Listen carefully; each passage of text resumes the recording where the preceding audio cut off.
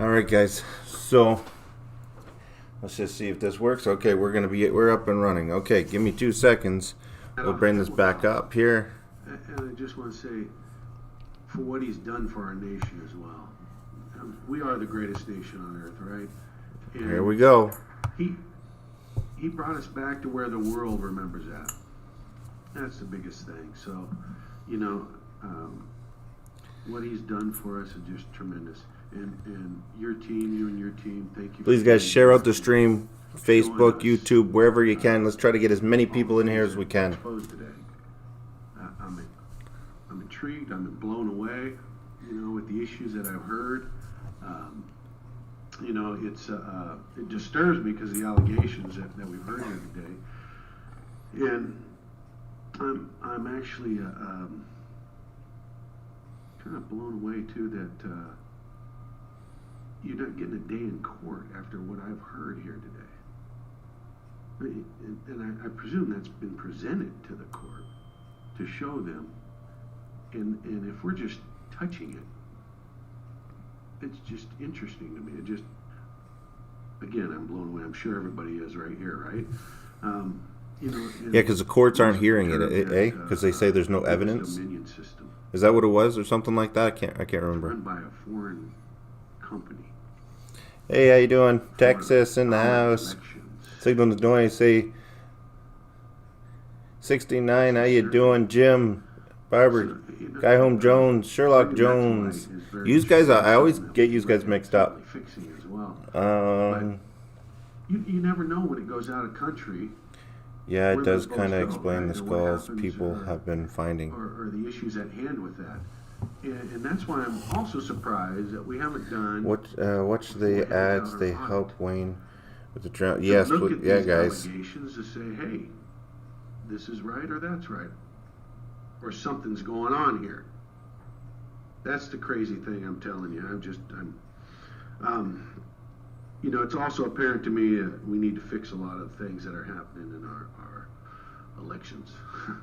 Certainly, you talk about shining a bright light on the issues at hand that have occurred, showing in the past, and it took something like this, took a president like this to actually stand up and say, hey, look at what's happening.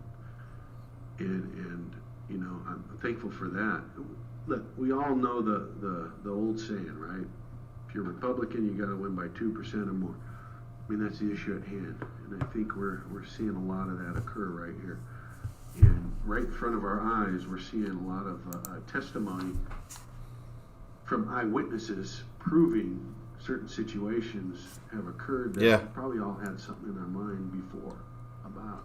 And here they are, coming forward and speaking on those issues. That's what I heard, that they said that there wasn't enough evidence. I would say the ad for Wish the Chinese crap. They sell that takes months to get in the mail. Really? There was an ad for that? I'm just one of those dumb guys that gives my burden to God, right? So I just come and do what I'm Gotta push that Chinese stuff. Sitting here. As long as they keep changing the definition of English evidence, they will win. You know that, right? And thank you for being a patriot, as that's crazy. One of my colleagues has said. All right, let's see if we can share this out. I just want to let you guys know, it's going to be my pleasure to continue to fight for you and fight for this great state and our nation. So we're going to continue forward and fight. And what I want to say to you guys is God bless you and thank you for serving and coming and serving your nation in this manner that you're doing as well. And for those online and watching on TV, you're watching. I will take it. I will take it. We believe in you. So we're going to continue to fight, like I said. So God bless you. Let's get a shareable link. Senator Borelli. Yes, thank you, Mr. Chair. I grew up in a tough neighborhood. When I was growing up, we always thought that FBI stood for Forever Bothering Italians. Forever Bothering Italians. What comes after a sentence is an appeal, but I think FBI should actually change the name to Force a Biden Investigation. Force a Biden investigation. It's really a pleasure and honor to be with you today, and it's a good thing you're not prosecuting me, so I'm happy for that. You know, I want to quote something that was going back a little bit of history, dated on 5/16/17. Our election was hijacked. There is no question Congress has a duty to hashtag protect our democracy and hashtag follow the facts. Nancy Pelosi. And now we're all called a bunch of conspiracy theorists, which is kind of amazing. And listening to the testimony today, I find it ironic that a company in Canada, Canadian company, is not even being used in Canada, who uses nothing more than paper ballots, hand count. I find it ironic and appalling that our folks got lazy, looking for an easy way of doing things, a more efficient way of doing things, but you know what? Electronics can be corrupted, and maybe we need to go back to that and learn something from Canada, our neighbors to the north. And you know, by hearing all the ballots, we might get rid of this one. Maybe you can learn something from us up here, eh? Poetic justice if President Trump won by 2020. Clearly doesn't work. Look at the idiot we got in power. I took an oath 43 years ago when I joined the Marines. I've been through all kinds of places throughout this world when I was in service, and I've been to some countries that were not so garden spots. And I remember being in Thailand in 1981 when they just got done with a coup, and the European visitors and everybody was there. They were happy to see that red, white, and blue out in the harbor with us Marines and sailors that we could possibly come to the rescue. Of course, we thought we were just going on a normal operation in Liberty. Thank God it was just we went on Operation in Liberty. We didn't have to get involved. But when we left Thailand,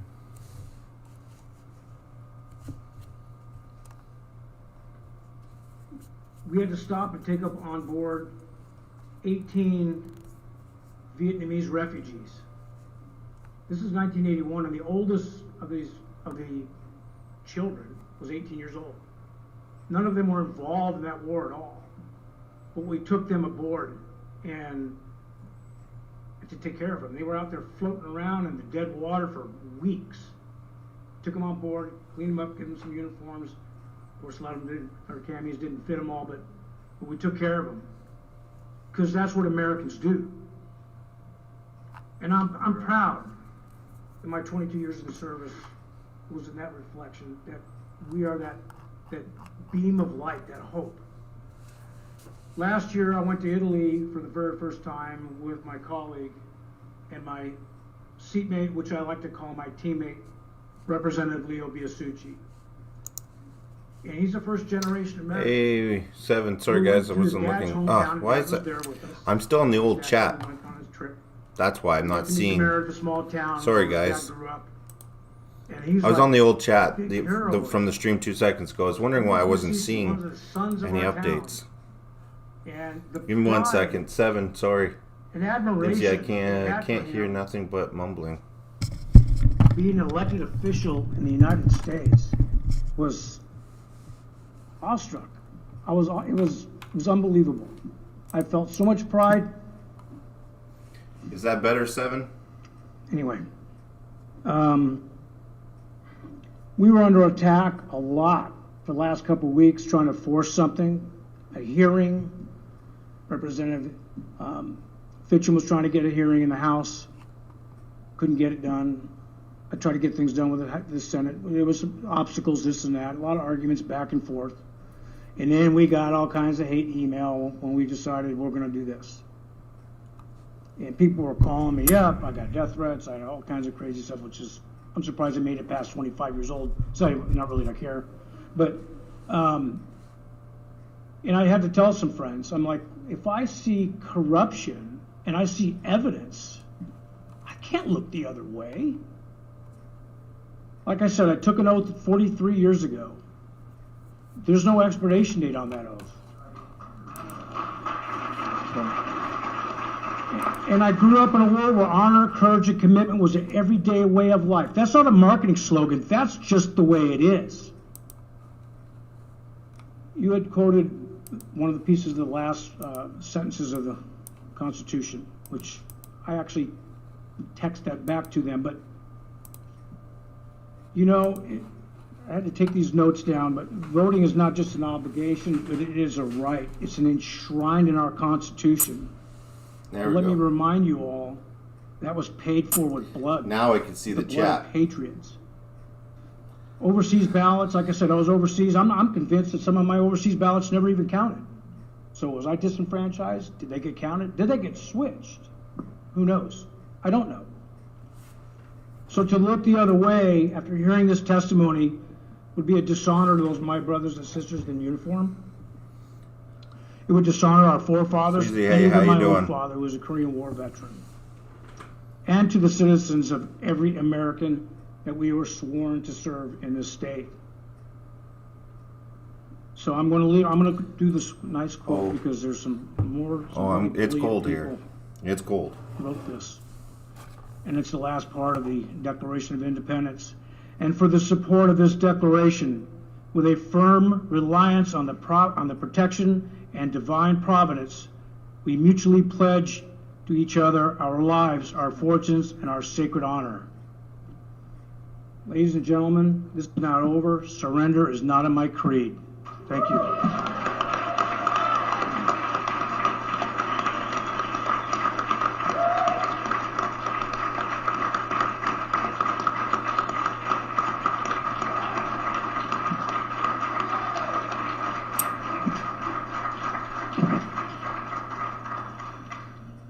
Ladies and gentlemen,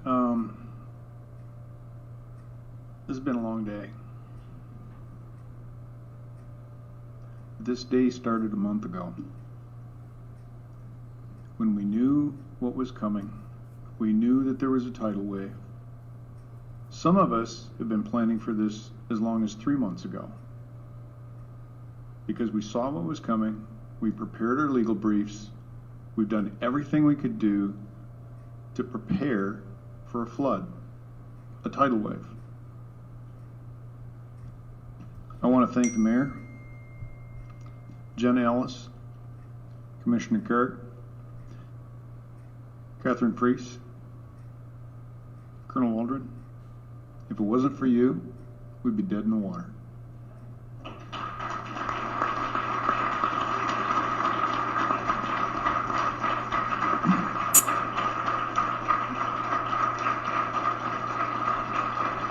Indeed. Indeed.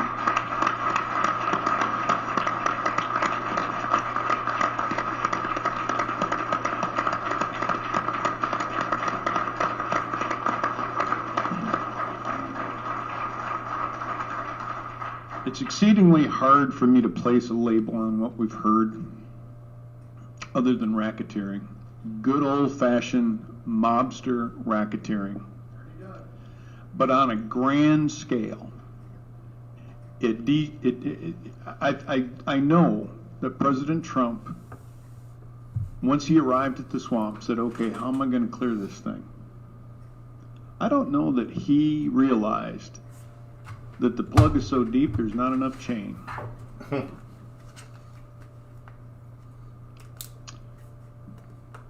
One of my favorite statements comes from James Madison. If men were angels, no government would be needed, would be necessary. If angels were to govern men, neither external nor internal controls on government would be necessary. In framing a government which is to be administered by men, over men, the great difficulty lies in this. You must first enable the government to control the governed. And the next place, oblige it to control itself. Ladies and gentlemen, I have not seen one single government entity in the United States ever give up a scintilla of power once it seized it. Not once. We have endless executive orders from mayors, from governors, and I'm not hooting on our governor, I'm hooting on all governors. You don't have the authority to make me safe. That's my job.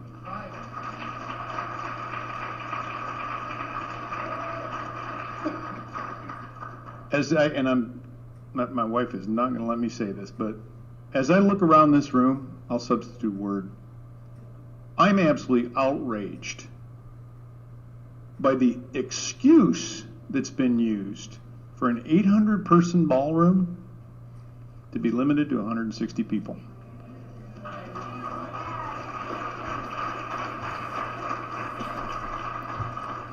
Now let me turn to the vote the vote that the election. I don't know, guys. This It's kind of messed up. It's interesting to me. I'm going to repeat this. Why so many people call for civil rights to be fortified, to be enforced, to be protected, but there's virtually no call for the most supreme civil right, and that is for our franchise to give the consent to be governed. That's what Mr. Madison was talking about. His nipples were required to be registered. That's what our entire government, 5,000-year leap. It's a true story. If this goes away, what is this video? Now that I hear, God help us. It's interesting and not because it will be gone. This is because you will have to have at least a few men to stand on a green, elections integrity and fire their rifles. They're talking about in Arizona and the whole thing ever conceived in the 1700s. Think about that for a moment. Yeah, sit down, have a coffee. They knew if there was going to be a war, let it start here. That was a conscious decision. Why? Because they were sick and tired of tyranny. What we're experiencing right now is a form of tyranny that is insidious.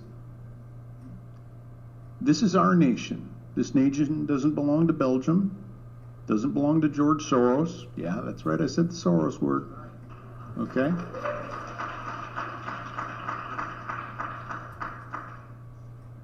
I have the question, I guess, in my mind, will history judge us? Yeah, we've been protesting. As acting objectively. And getting pretty bad too. I love the fact that this panel has been so objective that they have. I mean, we're at 7:24. I told them we would be done no later than 7:30. So I guess I better wrap this up. But think about all of the thoughtful, deliberative questions that have been asked by these people. That's strength. That's courage.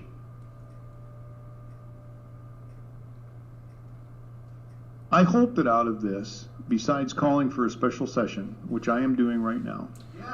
Yo, Commander, what's up, my man? I hope. Commander Vlogs in the I house. hope even more than a special session.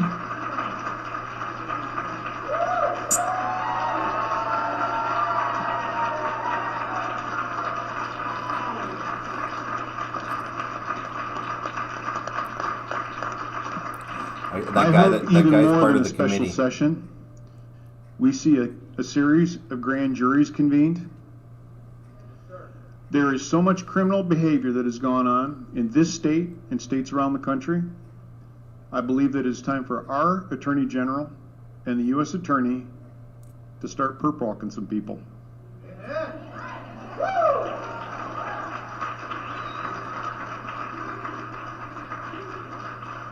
I am glad that you are fired up, but ladies and gentlemen, this is a skirmish.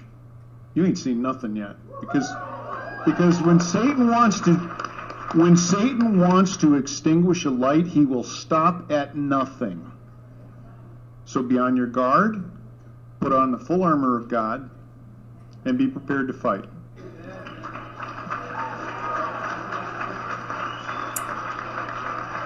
Thank you.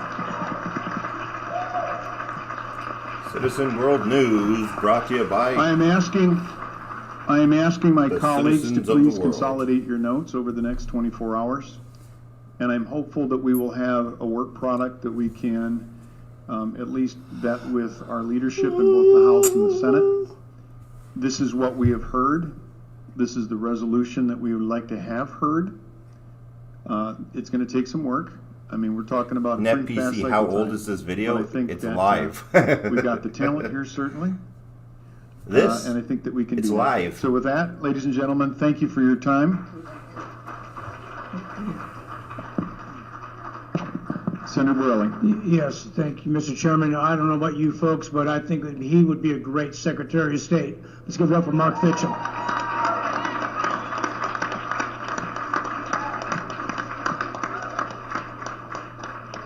I think I'll have to have a conversation with somebody at home before that happens. Thank you, ladies and gentlemen. We do need to clear out of here because we are over time. Thank you. They're overtime. Did they get anything for going into overtime?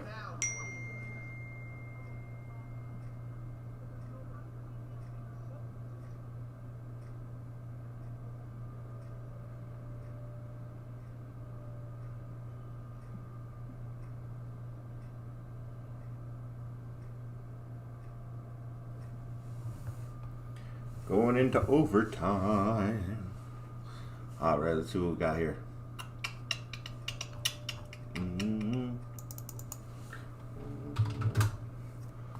Oh, sweet.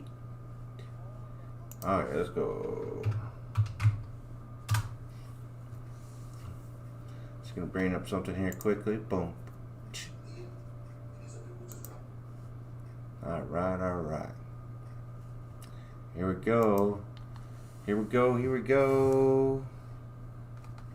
Let's go. Boom. Let's get that out there. All right. So I just didn't want to really interrupt because that was kind of, it was kind of a big deal that what was going on there, and I didn't want to really kind of talk over what was being said because I wanted to document what was being said so that if things change on down the road, people can't say, well, this wasn't said or this went blah, blah, blah. And that's happened over and over again, especially with our government here. So I just wanted to make sure that we were documenting it all. And let's go here. Let's get rid of this. So, just give me 1 sec here. I'm just going to throw something in the background. Just to say we have something on the background there. Let's say, boom, let's do this. Alright. Let's do that.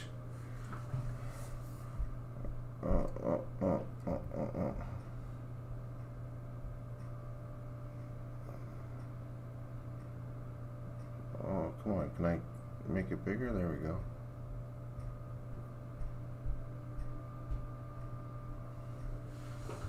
Oh.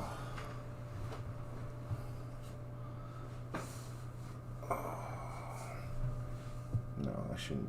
I should just do this. Here we go. Every attack on her body right now in Jesus' mighty name. God, you made her body and you can heal her body. And so we activate healing in her body right now in the mighty name of Jesus. Father, remember my grandmother. She will serve you and she has preached this gospel. I'm asking in the name of Jesus, God, that you will remember her and that you will heal her today in Jesus' mighty. Oh God, thank you. All right, let me just. Those who feel led, here it is. Elizabeth Gay. Alright, let's move my microphone over here so I can hear you guys and see you guys. Some type of promotion that you've been denied because it is your time. Alright guys, so what do you guys think? What do you guys think of all that big mess and everything? First of all, I'm gonna just kinda make myself a little smaller here so that you guys can see what's going on. The Lord will speak to you. He hasn't told me any seed, he's gonna speak to you. Andrea just dropped the seed on the ground. Andrea who just dropped the seed upon the ground. The Lord told me, he said, shut doors are about to be open on your behalf. God's gonna, it is there doors that have been shut that God said, I'm gonna open. Shut doors are gonna be open. Father, let shut doors in our life. All right, there we go. In Jesus' mighty name, Father, I stand in the gap. All right, just kind of blend it in there. I'm gonna find something else to put up there, but for now, let's figure out what's going on here. Actually, hold on. I'm gonna just.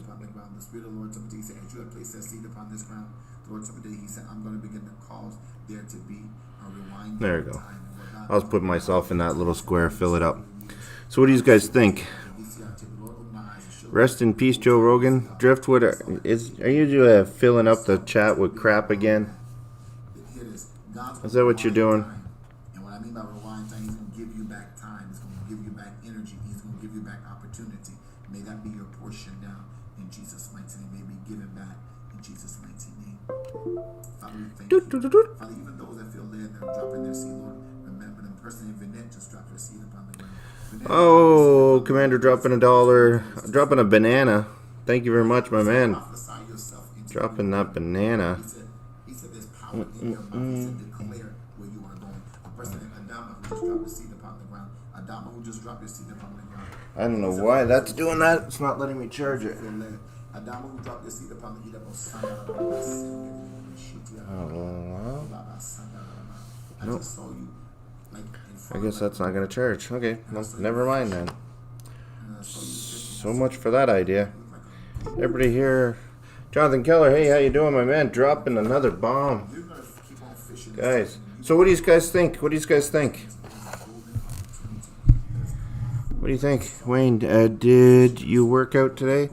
Yes. Yes, I did. Oh, getting stacked. No, I did work out, but I'm not getting stacked. That's going to take a while. Thank you very much, Jonathan and Commander, for the donations. I really appreciate that, guys. These guys rock, man. I appreciate each and every one of you. We have 132 people in the chat right now. Thank you for being here. I got all these other windows up here. I'm going to try to find some other stuff that's a little bit more interesting. If you guys have any links or anything you want to show, let me know. I'll put it in. I'll put it in the windows. I'll make it full screen. We can show it up and talk about it as well. Man, do we ever have a lot of crap going on around the world. I think it's great news. Queen Loyal, thank you. So what was that talk about? The whole, they weren't sure if the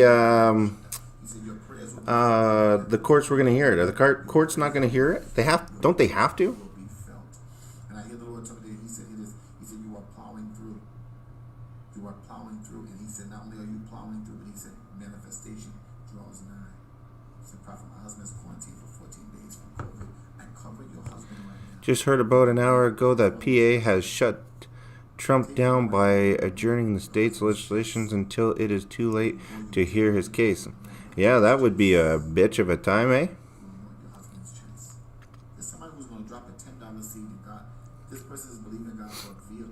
Thank you, everybody. Caleb, hey, how you doing?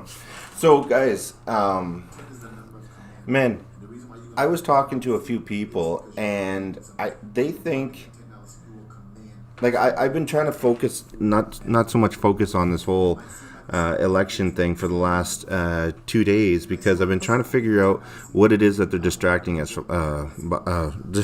for.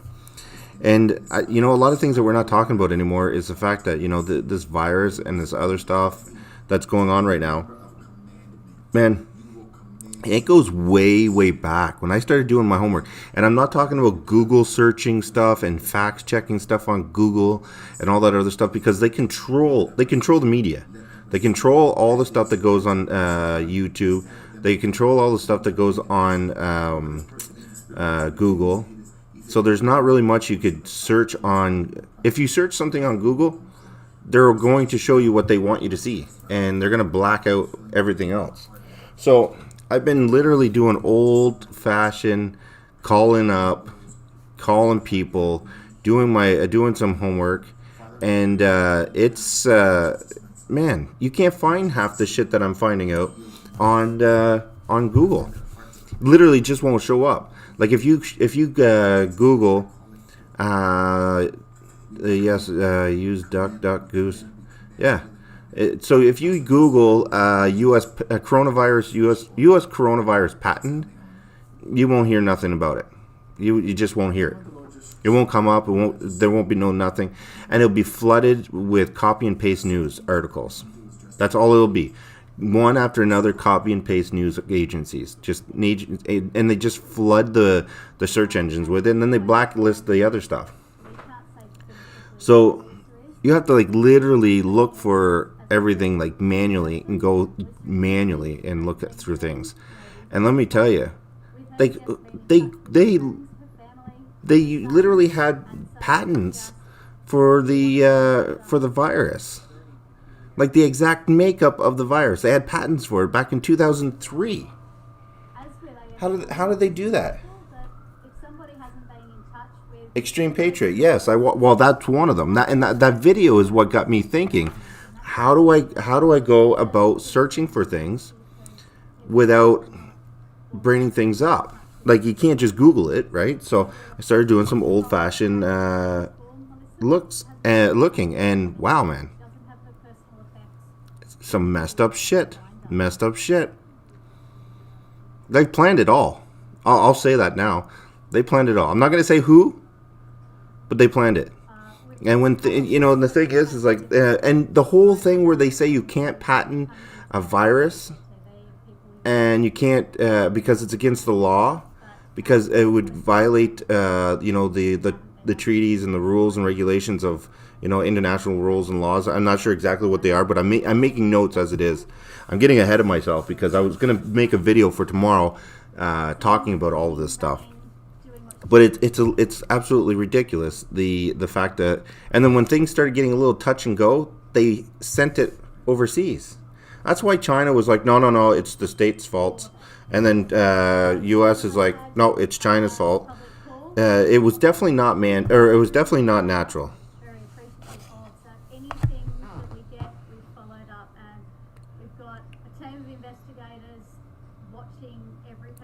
Sorry, I'm just answering on my iPad here. A lawyer friend of mine just told me to watch what I say.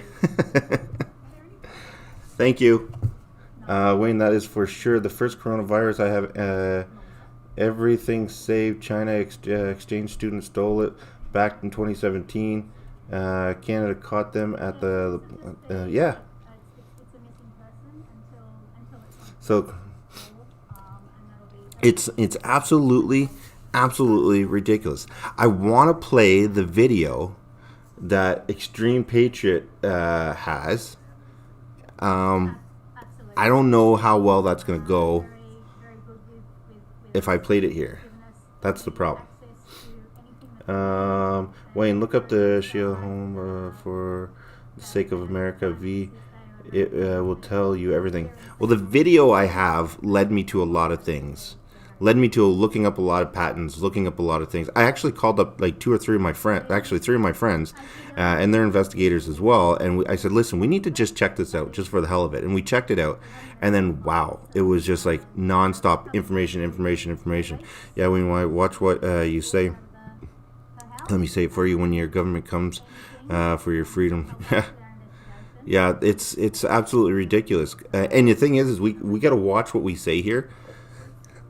Because I don't know if you've seen the videos in the last couple days or so, like Australia getting We have, but that's part of our current investigation. I'm not going to give the details to that at this point in time. Australia I heard a bang.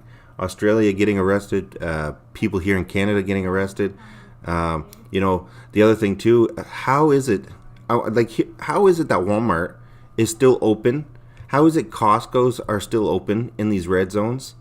Serving food and shopping and all this other stuff, but yet these little mom and pop businesses can't.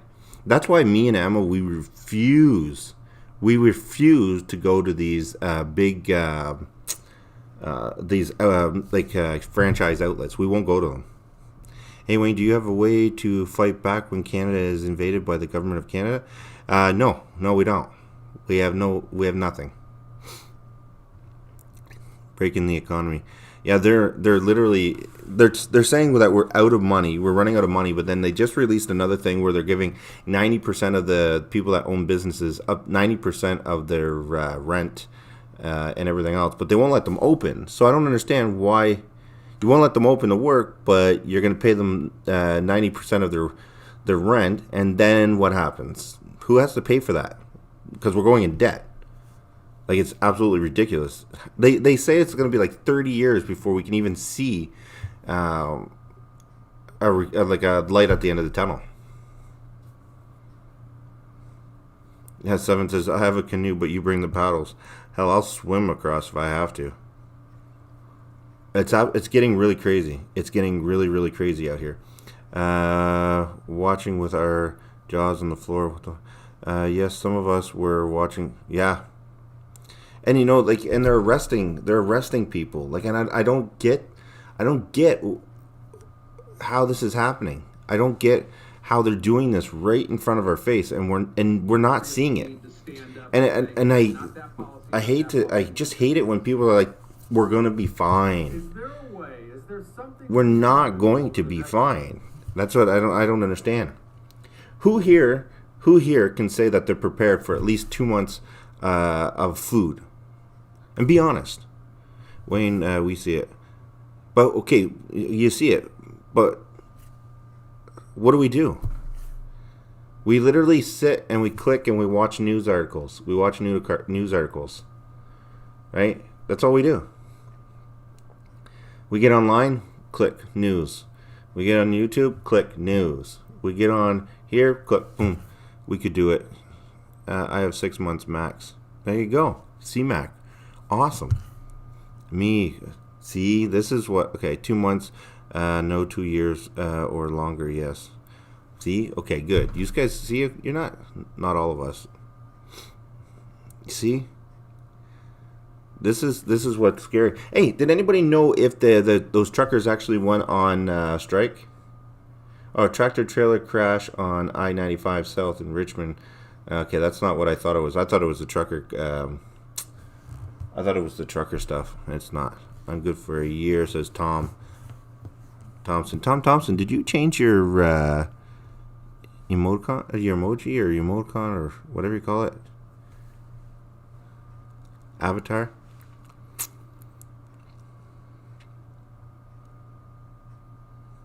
Yeah, see? Don't they, and they're it's really weird. It's like they're wanting us they're separating us. My 2-year-old is literally happy to walk around with his mask on. I don't get that. Like, okay, I get it. Kids get to be superheroes. He watches Spider-Man and stuff like that. So he thinks it's all real. He thinks it's cool. But I don't know. I just don't get it.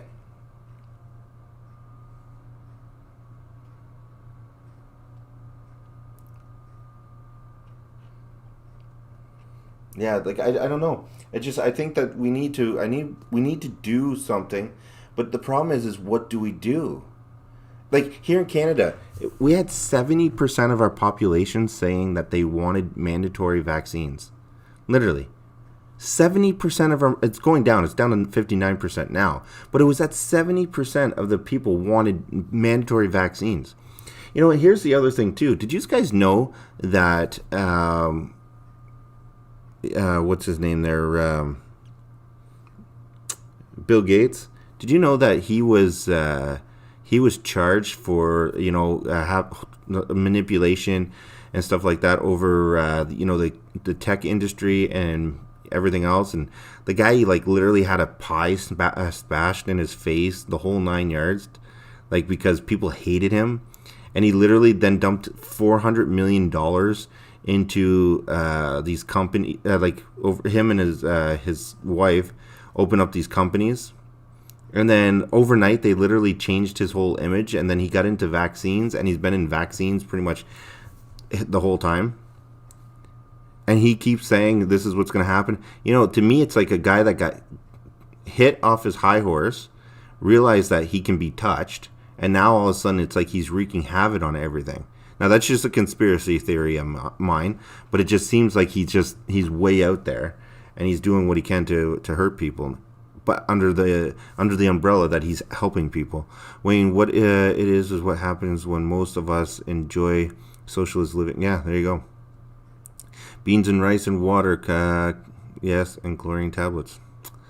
John the Keller, did you hear about the military getting into a fight in Germany over servers? No, I did not. I'll check that out in a minute. I got a medical marijuana license. He is behind COVID-19. He was raised in the... Wow. Yeah, see, so I don't know. I just don't understand how we can have somebody like him literally dictating what's going on. Like, it just blows my mind. CIA supposedly, yeah.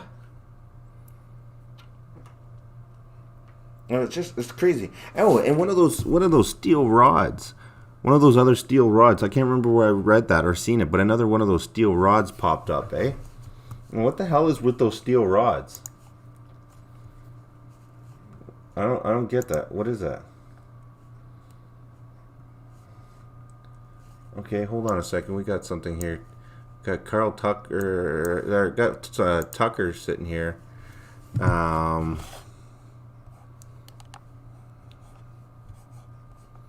What's this?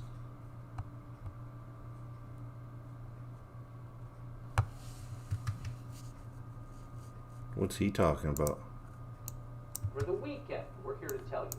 For starters, Joe Biden broke his foot in a couple of places. It sounds serious, but don't worry about it. Biden was just out playing with his dog as healthy, vibrant adults in full command of their faculties and not at all fragile and fading often do. It could have happened to anyone. Seriously, it's totally normal. CNN, in fact, wrote a piece congratulating Biden for it. Biden's injuries are far better than Donald Trump's. So don't ask questions. You've got bigger stories to worry about in the news landscape. For example, did you hear that Joe Biden picked women to lead the White House communications office? That was a historic moment. Nothing like that has happened in this country since the presidency of Donald Trump. Another triumph for the forces of identity. Systemic sexism finally in retreat. Nothing can stop Joe Biden from smashing the glass ceiling, not even his dog. So that's what you missed. Oh, and one other thing.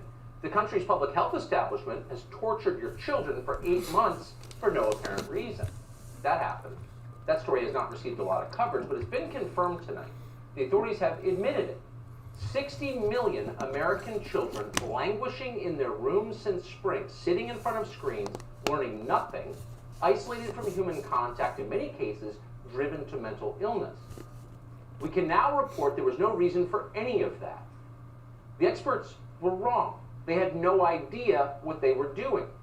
But the most amazing part, and this really is the headline of the story, is that they knew they were wrong when they did it, but they kept lying about it even as American children began to kill themselves.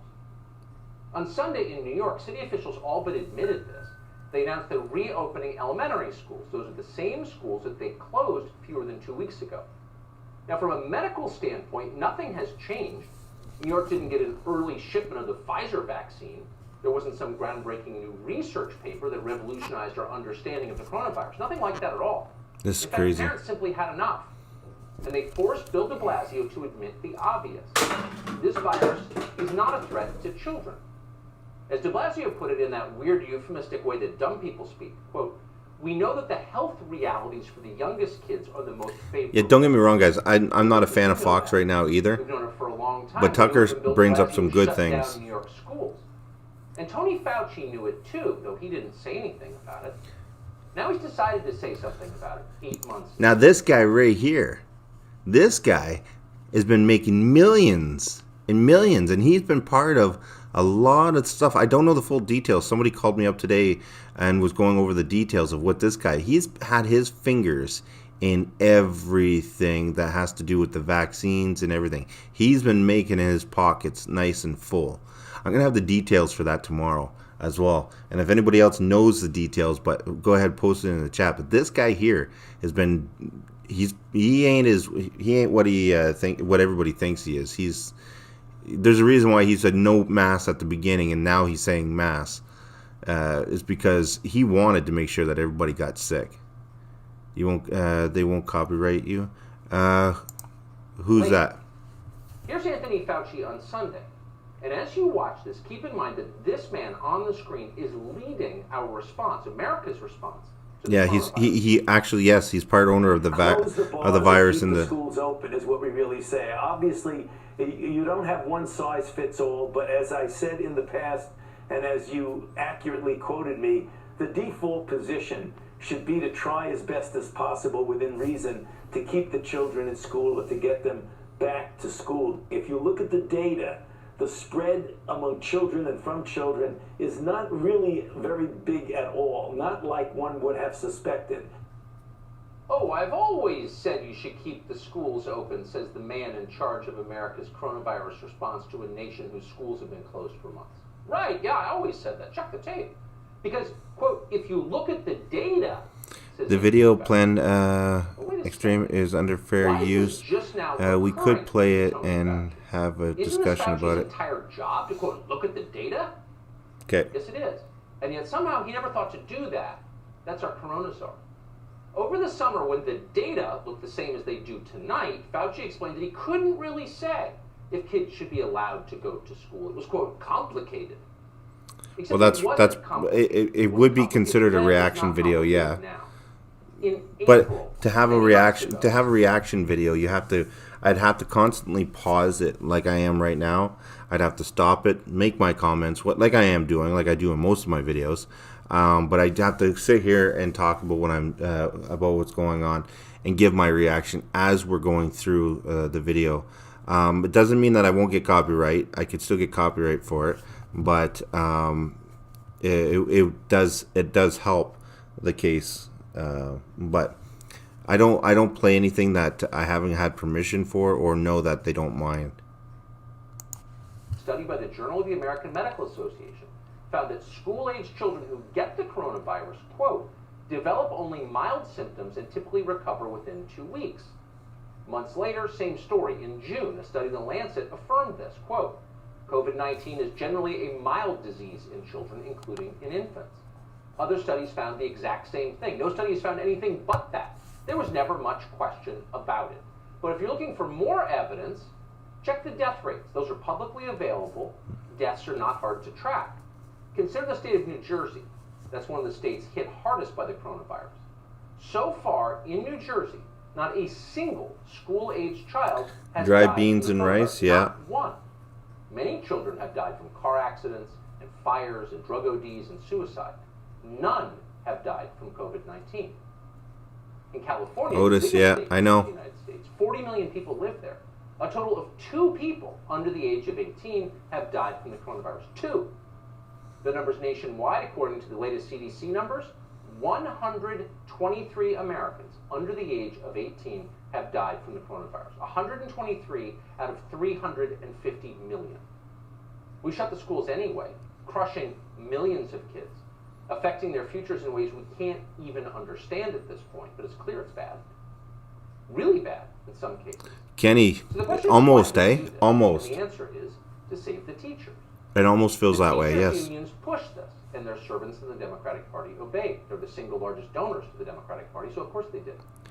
Nobody's deleting messages. Collecting checks for their 9-month-a-year jobs. These classrooms Nobody's are deleting just any ridiculous. messages. It's like the Battle of the Bulge 5 days a week, and that's exactly what they've done. The only one that can What remove did that messages say is about me. this? Well, for teachers under the age of 50, and that's the vast majority of them, the odds of surviving a coronavirus infection are roughly 99.98%. Unless Google's in here. But we should tell you that for teachers under 70, the risk of dying escalates to a terrifying 99.5% chance of survival. And by the way, if teachers do get sick, it likely won't be from teaching. Children appear not to spread the coronavirus, certainly not effectively.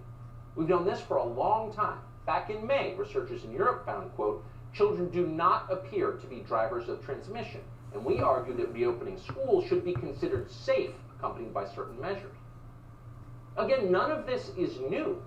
Tony Fauci, the Hey Steve, what's guy, up? What do you knew think it at about the time. the And so did anyone event in the news 201? media who could read, which is still most of them. And yet they Wayne, kept do you lying about all of them. design? In Wayne, July, here's just one you do an example. amazing job. You already hold a great level of Experts on professionalism infectious disease went on that television even the to main explain news can't that going to maintain, school but you're isn't down to dangerous for earth. anyone. Thanks They would for send their being own real. kids. Thank you very much. Watch the I news appreciate that. anchor's reaction. Would you let your kids go back to school? I will. My kids are looking forward to it. Yes. Period. Absolutely. Absolutely. As much as I can. Without a hesitation. Without a hesitation, yes. I have no concerns about sending my child to school in the fall. I would let my kids go back to school. Dr. John Torres, NBC News. They all said yes. They all said yes. They all said yes. Feigning shock. Can you believe that? Doctors have concluded their own children should be I can't play more music, my man. Sorry. What do the doctors know about coronavirus? I'll get dinged for sure. Of course, you know the answer. It was about Donald Trump.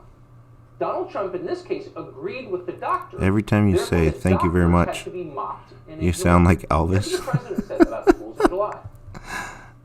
We have to open our schools. Open our. Well, thank you very much. Stop this. I guess I kind of do, eh? Open our schools. Stop this nonsense. We reopen our schools. Now, in point of fact, as a scientific matter, that turned out to be sound policy based on sound data.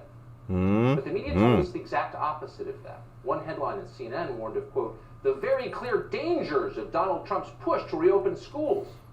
Google didn't censor that as misinformation. It should have. Another headline called out, quote, Donald Trump's mind-bending logic on school reopening. I love Elvis. Mind-bending logic. Those damn data again. Joe Biden's campaign didn't want to hear it. They didn't want you to hear it either. School was dangerous. Hey, guys. Period. Donald Trump playing the opposite. I'm going to take 2 seconds, guys. If you haven't hit that thumbs up button, please do so now, as it does help my channel quite a bit. Moves it to the front of the line. The algorithm sees it and puts me in that suggested box on the right-hand side. So if you could take 2 seconds, hit that thumbs up button, it'd really mean a lot. If you like what we're doing here, consider hitting that subscribe button. But if you hit the subscribe button, make sure you hit the notification bell, because we go live every single night at 9 p.m. Eastern Standard Time. We talk pretty much everything. If you're just popping in, that's cool as well. Just think, maybe hit that thumbs up button anyways. But also, jump into the live chat, because I'm telling you right now, it's not the channel or the creator. It's the chat that is awesome. Jump into the chat, say hi to the people, let them know where you're from. Better yet, let them know that you're safe, especially with all the shit that's going on around the world. I'm telling you, you'll be pleasantly surprised with how they are. So jump into the chat, say hi to the people, hit that thumbs up, maybe hit that subscribe button if you like what we're doing, and see you every night. Let's get back to it again, and sorry for the interruption. Therefore, it was too dangerous to send your kids, or for you to decide to send them. Watch. Ignoring how the virus spreads, risking teachers and parents' lives, going against the advice of experts. It's had very little impact on young people. Do you trust him to do what's best for our children? Because this is not a test. Yeah, going against the advice of experts. In this country, that's no longer allowed, even and maybe especially when the experts are completely wrong. What's the message? The message couldn't be clearer. They're not your kids anymore. If they were your kids, you could make the key decisions about their lives, but they're not. Those kids, your former kids, belong. It's funny that he says that, because for the first time, everybody that knows, I have 6 kids. Okay, I have a 21-year-old with a grandson, and I have a 16-year-old. I have a 12-year-old, a 9-year-old, a 7-year-old, and a 2-year-old. I have 4 girls and 2 boys, and I'm telling you, for the first time in my life, I got a letter from the school that says, "Can you give a copy of their birth certificate, their social insurance number?" And also a bill from the house. So like an electricity bill, a phone bill, something that shows that they live and and proof of their residence, where they live in the house. That's the first time in 21 years of raising kids have I ever seen the schools ask for all those items. And I haven't provided it. I won't provide that, but it boggles my mind to think, why would they need to have that information? Why would they need a bill to prove what house they're in? It's absolutely crazy for homeschooling. Time for homeschooling. Yeah. Oh yeah. My kids are homeschooled. That's the thing, guys. That's the thing. We get our stuff delivered to the house from the school, and that's including for the homeschooling. They want that for the homeschooling kids. So it doesn't matter if they're going to school or they're not going to school. They still want that for homeschooling. It's ridiculous. I've never in my life have seen that. Wayne would have 0 kids if he had to carry them to term. No, I'd probably still have them all. Illegal immigrant reasons. I don't think that's the problem here in Canada. Yeah, we let everybody in. Maybe they wanted to pay one of the bills for you. Oh, maybe they're so nice that that's what they wanted to do. So the school gets money. Yeah, maybe I don't know, whatever the case is, but I took my kids out of school whenever I had to sign a piece of paper saying that I had to give them an overnight bag just in case they exhibited a fever, running nose, or any of those other symptoms, that they would be staying overnight because they wouldn't be allowed to send them back home if everybody at the home wasn't sick and the kids tested positive for COVID. Basically, it's what it said in this fine print, and I wouldn't agree to that. It's not in all schools, but it was in the one that where my kid was, and I wouldn't agree to that. So out of school they came. In Ohio, it's also in Ohio too, in the States. That's the only place that I can find that has that same thing. Yeah. What the fuck is talk about? I have no idea. All right, let's get back to this for a minute because of Taco Tony Fauci now. Tony Fauci, America's parent.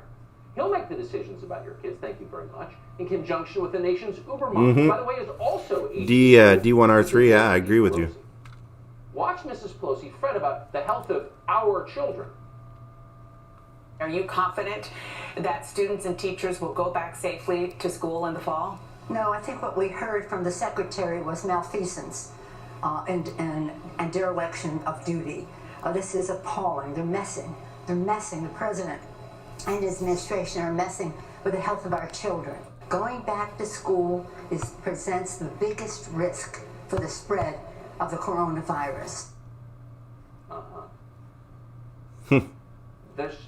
If that's not criminal, what she just said, we may need to redefine what it means to commit a crime. 60 million school-age children affected by a decision. I don't think he's allowed to. I think the network that Tucker's working for right now kind of went the other way, and Tucker's kind of still staying here, but he's kind of on the fence. Because I seen an interview where he was talking with other coworkers, and it seems like he was kind of arguing with them. In front of screens and prevent them. I might be wrong. I don't know. Has Nancy Pelosi ever been asked that question? Has she ever wondered about the answer? According to the Centers for Disease Control, a total of 522 children between the ages of 5 and 14 died of suicide in 2017. In that same age group, only 42 children have died from the coronavirus so far this year. What are those suicide numbers going to look like if we continue to take Nancy Pelosi's advice about the health of our children? We already have some indications of that. Future years will reveal the whole picture, and you can be certain it'll be horrifying. But for right now, with incomplete data, here's what we know. In St. Paul, Minnesota, for example, 40% of all grades given this year have been Fs, and you can be certain they're grading lightly, but it's still double the normal amount of failures. In Fairfax County, Virginia, the number of middle and high school students with failing grades in 2 or more classes has increased by 83%. The number of students with disabilities who are failing 2 or more classes has increased by more than 100%. In a lot of school districts, huge numbers of kids never even registered for online classes. Do you have kids? Do you know anyone who does? They're learning nothing. Those are real consequences. Yeah. If you want to know the health of a society, look at its young people, look at its schools. These are obvious points that are being roundly ignored, and anyone who makes them is attacked for making them. Yeah, I agree. Back on this woman in shame. Back in June, we interviewed Dr. Scott Atlas. He was then a member of the White House's coronavirus task force. He was one of the very few people, then or now, brave enough to make a simple point. Here's what he said. But the point about the schools is really critical because this is the most irrational public policy probably in modern history. Children have virtually zero risk of getting a serious complication, virtually zero risk of dying. You don't lock down the children because you are personally afraid. It's totally outrageous. I'm gonna just play devil's advocate. Atlas was attacked as a monster for saying that. I'm just gonna play devil's advocate for 2 seconds, though. Just for 2 seconds. And don't get me wrong. What if the kids? It doesn't affect the kids. Absolutely right. But can the kids take it home to the adults that it will affect? Can the kids act like a conduit, like a channel for the virus to be passed on? See, I don't know these answers. I'm just asking you guys as in the chat. Even though it will not hurt the children, but can they act as a conduit, like a gateway to be able to get to other people? That's a question that I ask, and I have no idea. That's something to think about. So everybody's concentrating, oh, your kid's going to be fine, but do your kids live alone? Do they go home and then quarantine? Do you meet your kids through a friggin' like a thing, and you're like feeding them through rubber gloves or something for 14 days to make sure? Like, I'm just curious, you know. I'm not being a smart ass, a little bit being a smart ass, but can the kids transmit it? Good question. I don't know. Dr. Tony Fauci, by contrast, And yes, I already know the answer to that, but was deified. Signs throughout Northwest D.C. said, I believe Dr. Fauci. But the truth is that Scott Atlas was right, and Dr. Fauci was revealed as a power-mad incompetent. That's not our opinion, by the way. The data prove it. So, just so you guys know, we're experiencing our growth of kids being transmitters, like it passing through kids and schools and stuff like that. That's how it's literally transmitting in the smaller cities, is what they're saying. I can't verify that. I don't know. All I know is that I know two schools right now that have been passed on, and then the parents have literally not left their house or anything, and now the parents test positive. So they must have contracted it through the kids. So that's just here in Canada. Maybe the virus is different in the United States. I don't know. Here you go, Wayne. The perfect thing to wear when picking up your kids from school. Yeah. Should I? Let me see. File not found. All right. Okay, so give me 1 sec here. I'm going to pull up Extreme Patriot. Where was that? Blackfoot. Okay, hold on. Yes. That link to that video. Give me 1 second here. I'm gonna play this other video, and then we can go from there. We'll have a discussion throughout the video, while it plays. But incredible folks. Okay. Where is it here? Yes.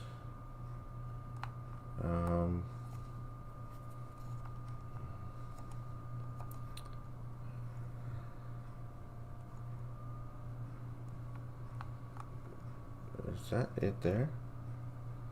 I don't know if this is it. It's give hours of... Okay, so that is... suffered, you know.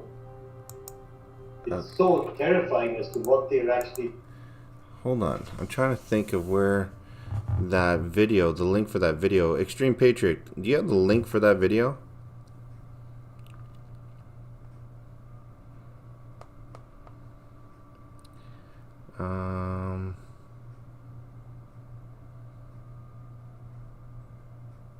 Shit, I don't know where the hell I put that link to that video. I try that last link, Wayne. Yeah, just give me 1 second. Just trying to pull up this one. Where is this? Otis was timed out by Blade. Otis. I don't know what happened there. Okay, so...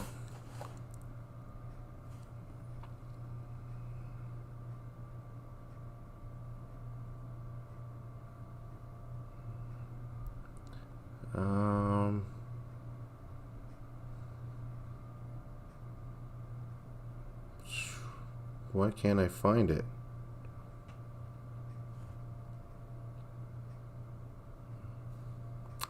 He has been spamming and now is trolling the chat. Figures. Okay, so... Okay, hold on. Yeah, here it is. Okay, so let me see. Just gonna send this friggin' iPad.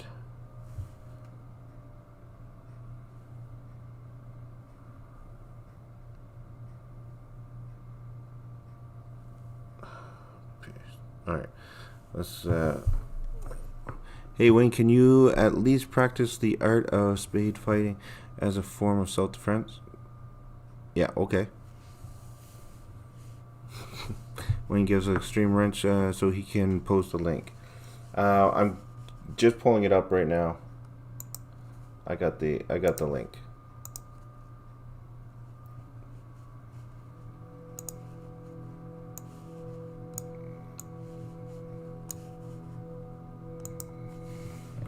On behalf of our center and our partners, the World Economic Forum and the Bill and Melinda Gates Foundation, I'd like to extend a very warm welcome to our audience here in New York, as well as our larger virtual audience participating online today. The Event 201 scenario is fictional. Today's scenario is going to simulate meetings of a multi-stakeholder group called the Pandemic Emergency Board. We're at the start of what's looking like it will be a severe pandemic. And there are problems emerging that can only be solved by global business and governments working together. There's been some conspiracy theories that are around about the potential that pharmaceutical companies or the UN have released this for their own benefit. And maybe this is a time for us to showcase some cases where we are able to bring forward some bad actors and leave it before the courts to decide whether they have actually spread some fake news. A new coronavirus.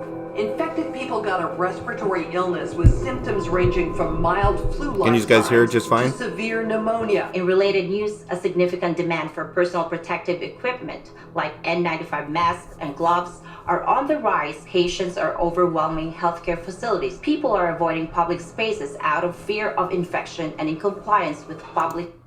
Do you guys prefer this right here with the little picture, me and the little picture here, or do you prefer the side-by-side picture? I'm just curious here. I'm thinking of the people that are on cell phones, that's why.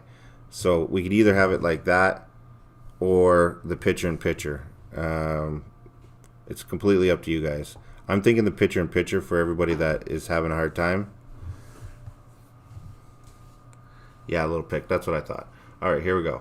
Health recommendation. Our U.S. affiliate has just released polling results on public expectations for a vaccine, and 65% of those polled are eager to take the vaccine, even if it's experimental. I'm not optimistic about having the vaccine in time to be relevant during this pandemic. With enough money and political will, anything is possible. Penalties have been put in place for spreading harmful falsehoods, including arrests. If the solution means controlling and reducing access to information, I think it's the right choice. What exactly are the risks and benefits of staying home from work? Absolutely, we need to save lives, but we literally cannot afford a heavy-handed response that suffocates our economy. The world saw large-scale protests and in some places riots. This led to violent crackdowns in some countries and even martial law. The public lost trust in their respective administration. Economists say the economic turmoil caused by such a pandemic will last for years. The societal impacts, the loss of faith in government, the distrust of news,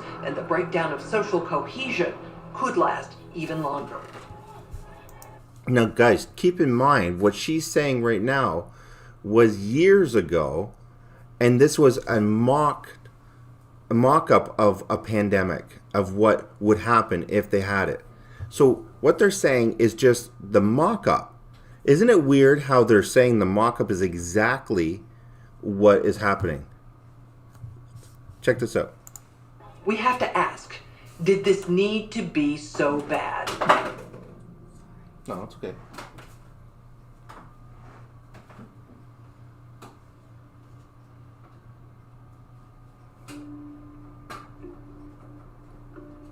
On May 4th, 2020, as part of a documentary series called Plandemic, I released an interview featuring science whistleblower, Dr. Judy Mikovits. The interview received fierce backlash for spreading what the media declared dangerous conspiracy theories. As a father and a veteran media producer, there was no way that I would release harmful information into the world during a moment as vulnerable as now. I had known Dr. Judy for 2 years before filming her interview. I read her book, then thoroughly researched and vetted her story. After interviewing her legal team, former colleagues, and people who have known her for decades, one thing I can say without question is, Judy Mikovits is one of the most honest, caring, and courageous women I've ever known. Why then would the most powerful forces of big tech, politics, media, and medicine go go to such extreme measures to silence her voice all over the world? And why did all Sorry of the guys, just turning a heater invest on. so much ink and airtime defaming Dr. Judy's character while avoiding very real revelations pertaining to patents, conflicts of interest, and the deadly corruption pervading our global health organizations? To get to the bottom of these questions, as well as many others, I've spent the last several weeks interviewing scholars from all over the world, among them top doctors, distinguished scientists, and Nobel laureates. I also sat down with Dr. Judy for a follow-up interview and to give her the opportunity to respond to critics. You can see that full interview on the Plandemic website.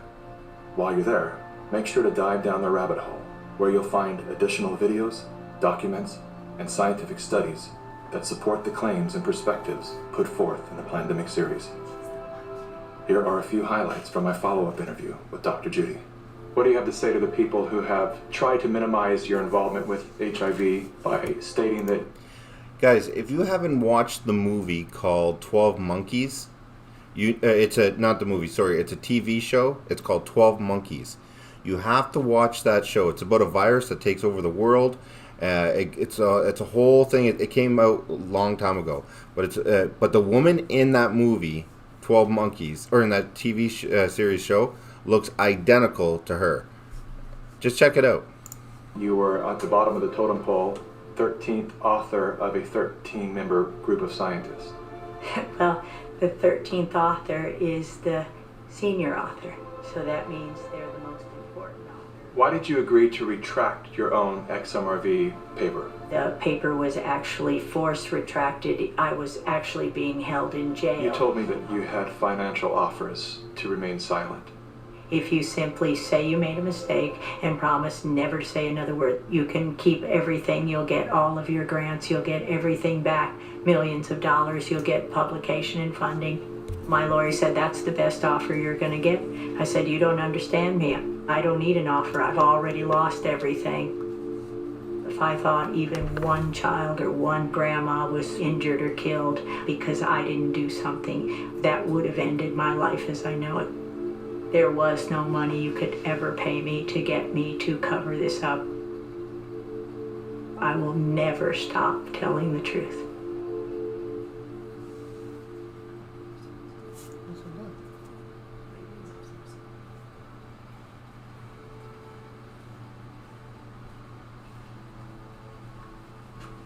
I'm the developer of Linguistic Genomics, which was the first platform on which you could determine the I should probably move my rather than the literal picture. artifact of communication. I'll move my picture to the other side. That technology for a number of other applications in defense and intelligence and finance, and most notably in the early 2000s, my company was responsible for bringing down what was at the time one of the largest tax frauds in U.S. history.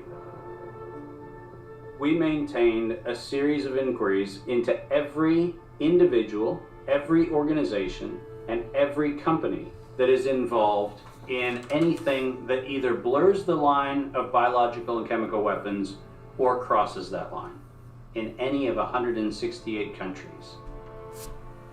In 1999, there were 1 million patents digitized by IBM, and those...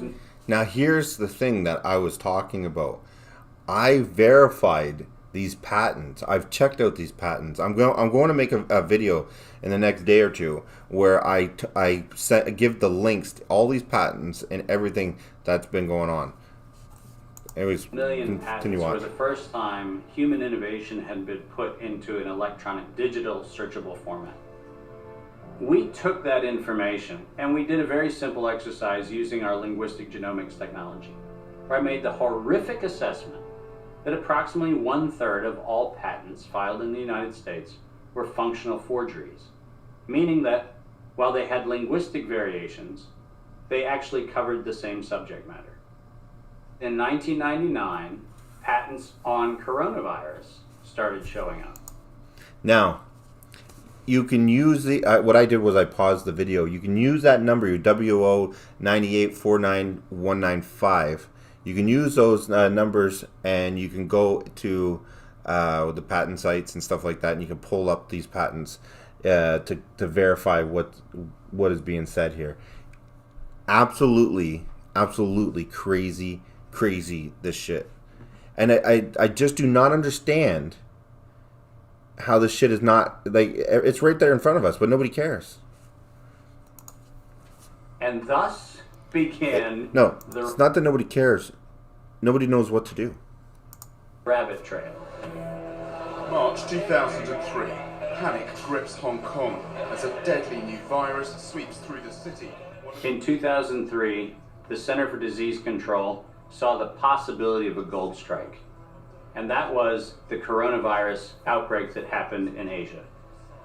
They saw that a virus they knew could be easily manipulated was something that was very valuable. And in 2003, they sought to patent it. And they made sure that they controlled the proprietary rights to the disease, to the virus, and to its detection, and all of the measurement of it. We know that Anthony Fauci, that Ralph Baric, that the Center for Disease Control, and the laundry list of people who wanted to take credit for inventing coronavirus were at the hub of this story. From 2003 to 2018, they controlled 100% of the cash flow that built the empire around the industrial complex of coronavirus. The World Health Organization has officially named the novel coronavirus sweeping the country. The World Health Organization has declared an international public health emergency. Well, we know that the coronavirus manipulation started with Dr. Ralph Baric in 1999. The major characteristics of SARS, MERS, and SARS coronavirus 2. It's a good way. Ralph Baric is the researcher at the University of North Carolina, Chapel Hill, who's famous for his chimeric coronavirus research. Crazy. In 2002, there was a recognition that the coronavirus was seen as an exploitable mechanism for both good and ill. On April the 25th, 2003. Now, right there. See that? You see that right there? The application, the US 11-748 events. Okay, you go through. You can go to worldwide applications, and you could punch in these numbers, and they're still there. They're all still there. They're all. You just got to go and find them. So, anyways, I'm gonna try not to interrupt it too much. But why can't you see Parler without signing up? I have no idea. The U.S. Center for Disease Control filed a patent on the coronavirus transmitted to humans. Under 35 U.S. Code Section 101, nature is prohibited from being patented. Either SARS coronavirus was manufactured, therefore making a patent on it legal, or it was natural, therefore making a patent on it illegal. If it was manufactured, it was a violation. Okay, Mike Gunn, 12 Monkeys was a TV show. Stop making it sound like it's racist. Okay, it's people are gonna see this chat and think that we're talking about something that's stupid. Okay, I was making a reference into the doctor on the show here and the doctor that's in the TV show 12 Monkeys. Go check it out before you start asking if it's racist. All right, that kind of stuff I won't put up with. Of biological and chemical weapons, treaties, and laws. If it was natural, filing a patent on it was illegal. In either outcome, both are illegal. In the spring of 2007, the CDC filed a petition with the Hey Patent Jay, how you Office doing? to keep their application confidential and private. Request for a non-publication and okay, see, you can check out, you can get this. It'll have it blacked out, but you could still get this. They actually filed patents on not only the virus, but they also filed patents on its detection and a kit to measure it. See, because of that CDC patent, they give you the patent numbers. The ability to control who was authorized and who was not authorized to make independent inquiries into coronavirus. You cannot look at the virus, you cannot measure it, you cannot develop a test kit for it. And by ultimately receiving the patents that constrained any... Which would probably be the reason why our government here is taking a lot of hit from the one side, saying, hey, why are we not making the virus here? Why are we outsourcing to get the virus made somewhere else? Why can't we make it here? We have the ability to make it here. Why are we not making it here? That's why, right there. One from using it. They had the means, they had the motive, and most of all, they... Extreme Patriot. Did you not see the patent? You could check out the patent. Had the monetary gain from turning coronavirus from a pathogen to profit. Developing and owning a coronavirus vaccine has become a biotech arms race with political overtones. This vaccine gold rush is starting to bother me. Gold rush. Let's keep that in mind. And so somewhere between 2012 and 2013, something happened. The federal funding for research. It's funny that you say that. Don't let them divide us. In about 2 seconds, you're going to see something that is the reason why how they are dividing us and not allowing this information to get out. Just think about it. You can't go out anywhere. You can't socialize with friends and family anymore. You have to stay indoors. What are we all turning to for our entertainment and our news? The computer. We're turning to the computer for all of our source and information. What do they control easily? The information that comes through these monitors. Except for when we reach together like this and show, which tonight's video will probably end up getting demonetized and stuff like that, but it's worth getting this out. So check this out. That was feeding into places like Harvard, Emory, University of North Carolina, Chapel Hill. That funding suddenly became impaired by something that happened at the NIH, where the NIH got this little tiny moment of clarity and said, I think something we're doing is wrong. And in 2013, the NIH said gain-of-function research on coronavirus should be suspended. The National Institutes of Health had a moral and social and potentially legal reason to object to research. But the letters that were sent to the researchers essentially said, you are receiving notice that we're telling you to stop. And now on the bottom of the page, we're going to clarify what stop. Your grant is currently funded. This pause is voluntarily. You see? See, you're going to stop talking about it. As your grant is currently funded, this pause is voluntary. Think about that. Right there. Stop means keep going. But when the heat gets hot in 2014 and 15, what do? You offshore the research.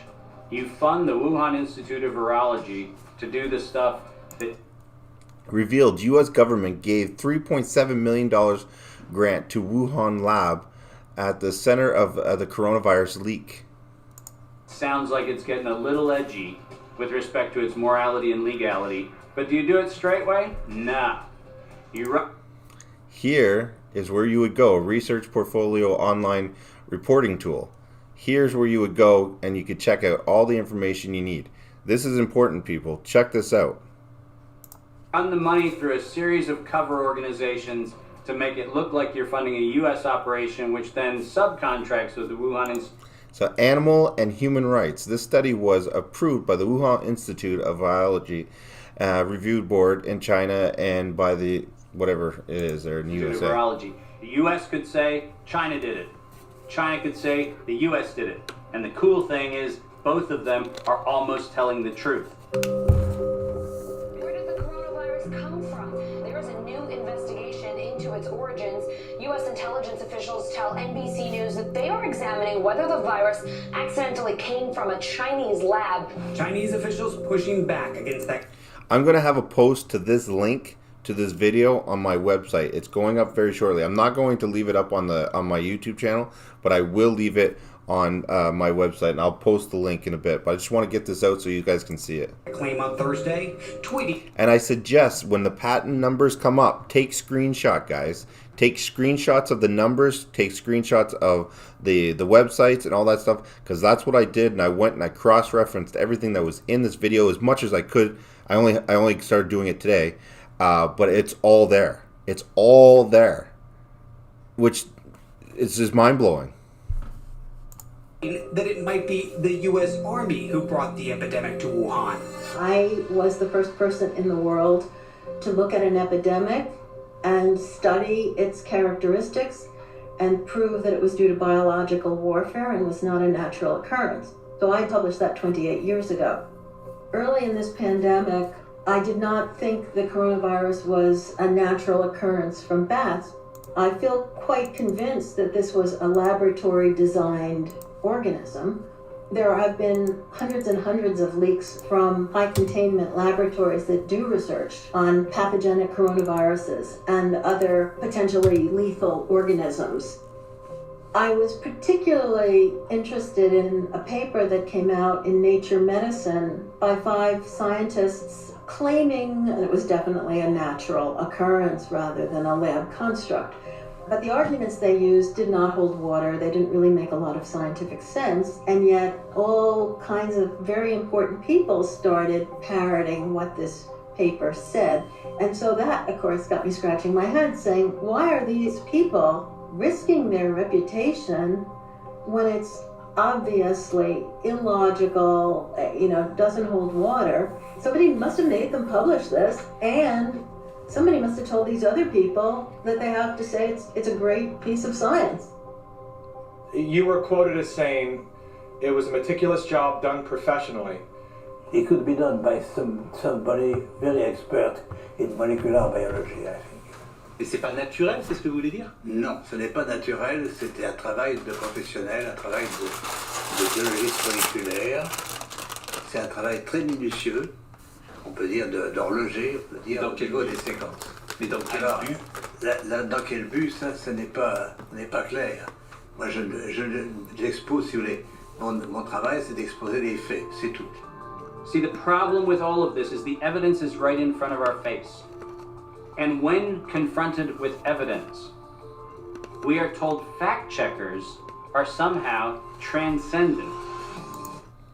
This part that's coming up is very, very crucial to everything that we do online for our research and checking shit out. Check this out. Pay attention to what they're about to say, because it's very, very crucial about fact checkers and all this other stuff. And then someone says something happened, then we go online, we check, and a million sites say no. They're about to talk about this. Check this out.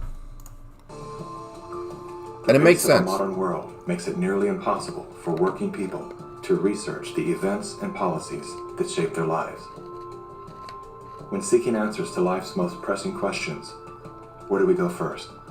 Google. Enter the subject, hit go, and there it is. Only what they want us to see. In today's culture of copy and paste journalism, it's common for hundreds of unrelated outlets to feature the exact same report. This is not the result of laziness. This is by design. When we see identical headlines across seemingly unrelated platforms, the logical mind concludes, well then, it must be true. The illusion that numerous news sources have arrived at the same conclusion gives us confidence to share the chosen narrative. And just like that, we become the unwitting pushers of propaganda. Search engines are the holy grail for those seeking to control the narrative. Google is already more powerful in terms of its control over people's lives. And don't you find it funny? Twitter, Facebook, we're at these meetings, and Google was exempt. Why? Why was Google exempt? Pay attention. Lives than almost every government on the planet.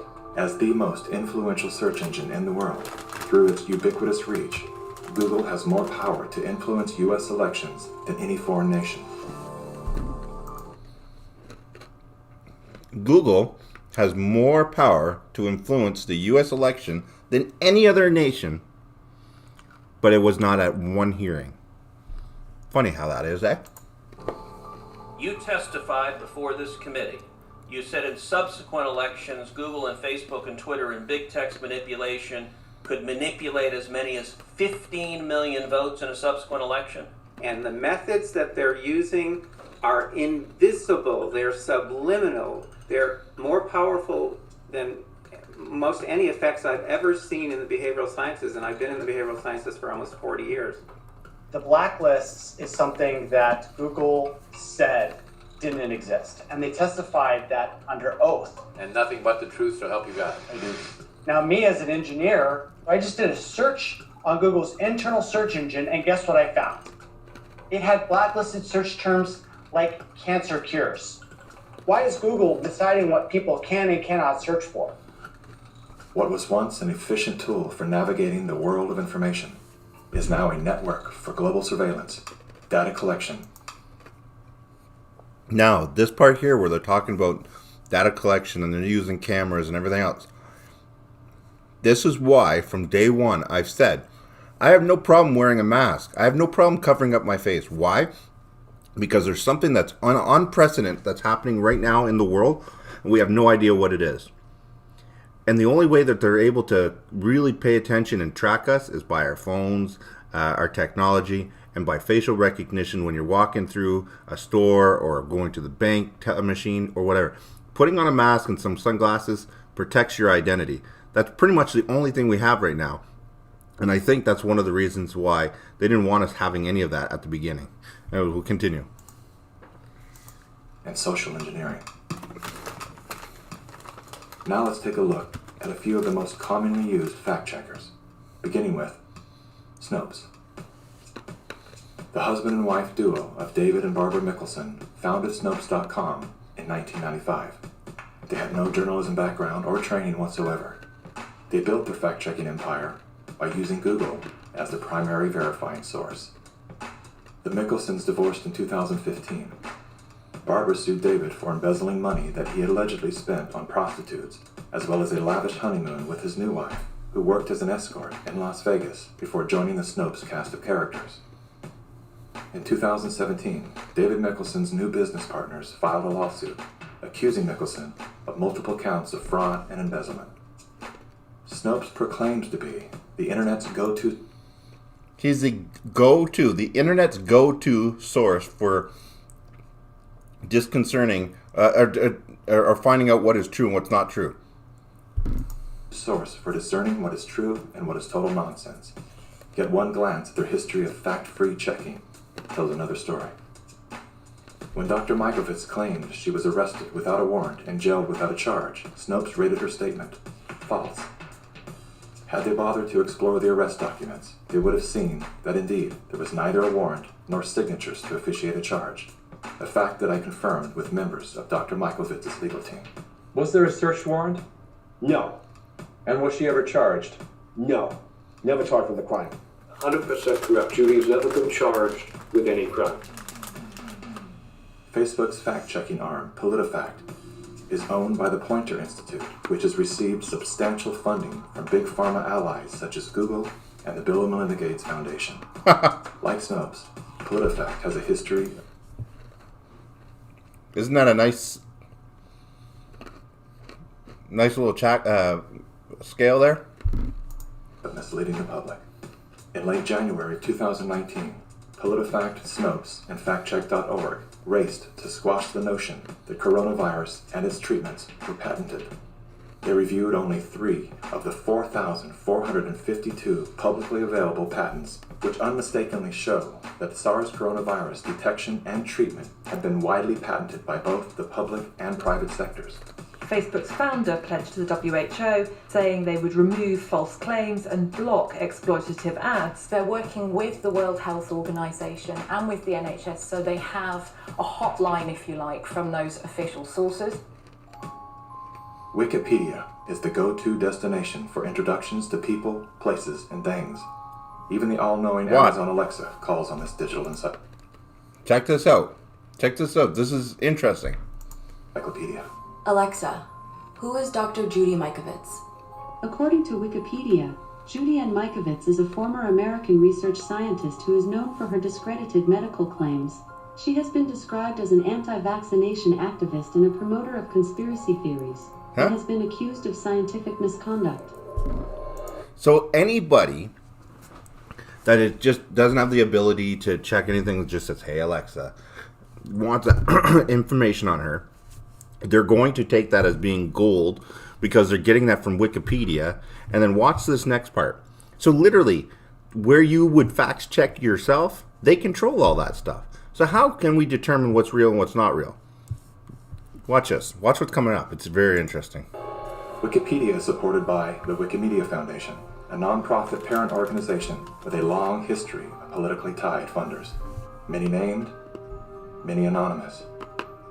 What exactly does a Wikipedia donor receive in exchange for their generosity? What began as an unbiased open source platform is now weaponized to undermine the work and reputation of anyone deemed a threat to its stakeholders. And once they smear you, they lock you out for making corrections to your own bio. In summary, most independent fact checkers are neither independent nor factual. Simply put, they are political spin machines. And so what they have done is they've decided that there's an approved narrative. If it is in line with the CDC's public pronouncements, and if it's in line with the World Health Organization public pronouncements, it is presumed to be correct. I don't have to remind many Americans that the Center for Disease Control was the one that said you should use DDT in your homes. Listen to this. Used right, it is absolutely harmless to humans and animals. Remember the name, DDT. A scientific panel today reported that pesticides may indeed represent a grave threat to mankind. Remember the swine flu scare of 1976? That was the year the U.S. government told us all that swine flu could turn out to be a killer, and Washington decided that every man, woman, and child in the nation should get a shot to prevent a nationwide outbreak, a pandemic. Well, 46 million of... Watch this. This is going to get very, very interesting, and what you need to listen to very carefully, because this is what happened, and this is not a conspiracy theory. This right here, what happened, is it's the same thing. Pandemic, they rushed, they got the vaccine, got it in, and they need to get it out. This same shit, we're replaying this again. And how many people in here even knew that this kind of stuff happened back then? Watch the outcome. Plus obediently took the shot. Did anyone ever come to you and say, there's the possibility of neurological damage if you get into a mass immunization program? Director of CDC, 1966 to 1977. Watch his response. No. No one ever did. No. I can't believe that they would say that they did not know that there were neurological illnesses associated with influenza vaccination. That simply is not true. We did know that. Then he's lying. I guess you would have to make that assumption. Then why does this report from your own agency list neurological complications as a possibility? You didn't feel it was necessary to tell the American people that information. Dr. Censor's CDC also helped create the advertising to get the public to take the shot. The vaccines are safe, so roll up your sleeve. And now Americans are claiming damages from Uncle Sam amounting to $3.5 billion. By far the greatest number of the claims, 2/3 of them, are for neurological damage or even death. There are serious concerns tonight about how well the CDC controls dangerous... Look at his hands. Now, you remember the guy that was doing the logistics of the rollout of the vaccine for you guys in the States? Remember how he was sitting there as he was going through? Remember I told you guys in the, I think it was 2 streams ago, pay attention to his hands, he's lying. Remember we were talking about that? 1977. The guy that was responsible for the shit that was going out for the vaccines. Look at his hands. Same shit again. Germs at its own labs after yet another safety lapse. For the 3rd time in a month, the CDC acknowledged deadly pathogens were handled incorrectly in government labs. That CDC is the CDC that allegedly is looking out for your public health. When we start with the assumption that the official dogma has to be the objective standard, then what fact checkers look for is a piece of published media that confirms the statement made by that particular organization. And then debunkers and... Oh, extreme. Trust me, I know. I have plenty of training in that area. conspiracy theorist blower-uppers come in and say, we're going to make this thing clearly the scam that it is. Every media outlet that is in the public media right now has planted evidence, and they have re-ranked pages. So if you look today at face mask wearing, and if you look today at social distancing studies, you will see the studies that used to be number 1, number 2, number 3 on the pages of PageRank search don't exist anymore. And what is there are studies that wind up having headlines that support the common narrative. You're going to be hearing more about advanced guidelines? Because if you can keep people from assembling, guess what they're not talking about? They're not talking about the issues of the campaign. If you can keep people in their homes, the only source of information that you can have is what you curate for them. Now I know how to target my electorate. They're in the only place I allowed them to be, being fed the only message I'm allowing them to hear, through a media that I control.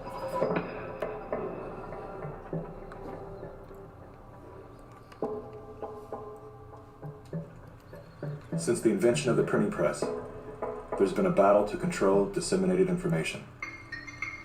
In the early 1900s, oil tycoon John D. Rockefeller took control of every newspaper and news editor of his era. He became America's first billionaire, paving the way for the power-hungry ever since. Thus began the gold rush for the modern world's most precious resource, the narrative. Do you have any people being paid by the CIA who are contributing to a major circulation American journal? During a Senate committee investigation, it was revealed that the CIA had been conducting a covert operation to infiltrate and control U.S. media. Yep. They called it Operation Mockingbird.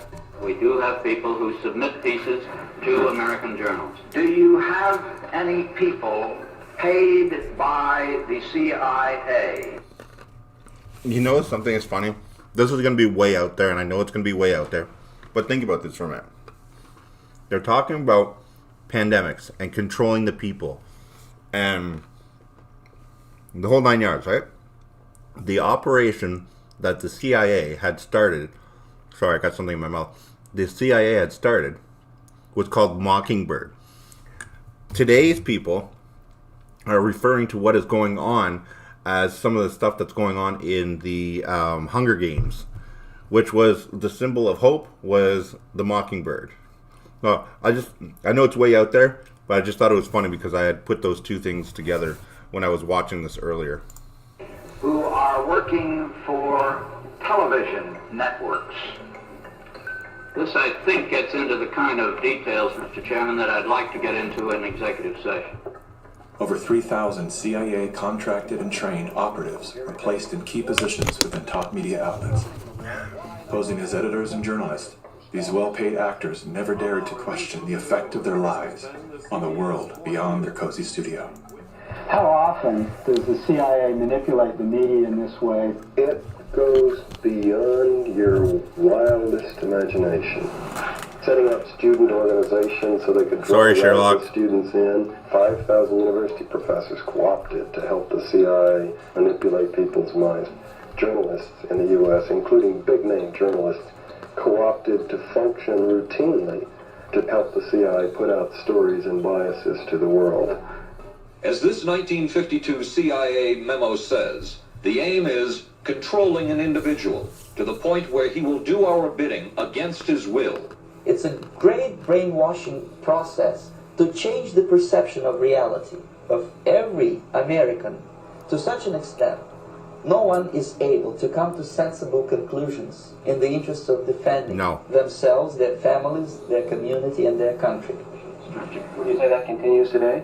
Well, I would think probably for a reporter it would continue today, but because of all of the revelations, I think you've got to be much more careful about it. So how do we know that Operation Mockingbird still is in effect? Well, we don't. It was the Telecommunications Act of 1996 that opened the door for predatory corporations to monopolize the industries of print and broadcast. This bill protects consumers against monopolies. It guarantees the diversity of voices. Today, a handful of corporate empires own and control the vast majority of everything you read, hear, and watch. From the biggest movie studios, television and radio networks, newspapers and magazines, to the vast universe of internet news and entertainment sites.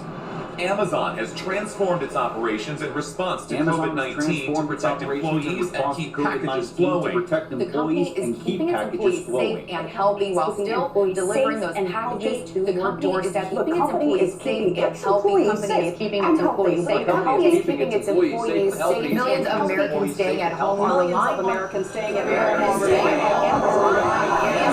And that is how it works. It's like a house of mirrors, where you're seeing the same thing over and over and over again, except it's distorted. There's an industry that is paid to go after and target journalists, whistleblowers, and it... I just want to take 2 seconds here just to say thank you to everybody that's in here. We got almost 200 people in the chat right now. Thank you for being in here. If you like what we're doing, hit that thumbs up button. If you really like what we're doing, hit that subscribe button. But if you do, hit the notification bell. And I'll see you every night at 9 p.m. Eastern Standard Time. But with that being said, if you're just here checking things out, hit the thumbs up button. Anyways, jump into the chat, say hi to the people. I'm telling you, you will not be disappointed. They're the best community out there. With that being said, guys, the next part that is about to come up, pay attention, because it is really, really, really good and very vital to what's coming on or what's going on around the world right now. So check this out. inundate our consciousness and the images we see to try to ruin, destroy, or smear the idea that they don't like or the person who's delivering it. You smear somebody with falsehoods and all the rest, and then you merchandise it. And then you write it, and they'll say, see, it's reported in the press, so they have that validation that the press reported the smear, and then it's called the wrap-up smear. Now I'm going to merchandise the press's report on the smear that we made. And it's a tactic. News personalities are not the only high-paid actors to serve the propaganda machine. Most late-night talk Clark, shows no are problem. owned by Thank the you. same corporate overlords. I'm glad I didn't follow the disappoint same you. Script, only laced with a laugh. Our main story tonight concerns... I just wish it was on Watch What Wayne so that we could have our channel back. But that should be coming within the next week and a half or so. They said 10 business days, not that long ago. So let's see if we get our channel back. We get Watch What Wayne back, I'll go back to vlogging on this channel, and Watch What Wayne will be what we're doing right now. Anyway, sorry I interrupted here. Let's continue. Conspiracy theory. Last Week Tonight with John Oliver featured a skit entitled... Whoa. How come that guy wasn't entered into our... Those are owned by the same corporate overlords and thus follow the same script, only laced with a laugh. Our main story tonight concerns conspiracy theories. Last Week Tonight with John Oliver featured... Hey, how come that guy didn't join our tinfoil hat competition? He looked like he would have been good. It looks like a nipple on top of his head, but not too bad. Let's play. A skit entitled Hey Lori, how you doing? Theories.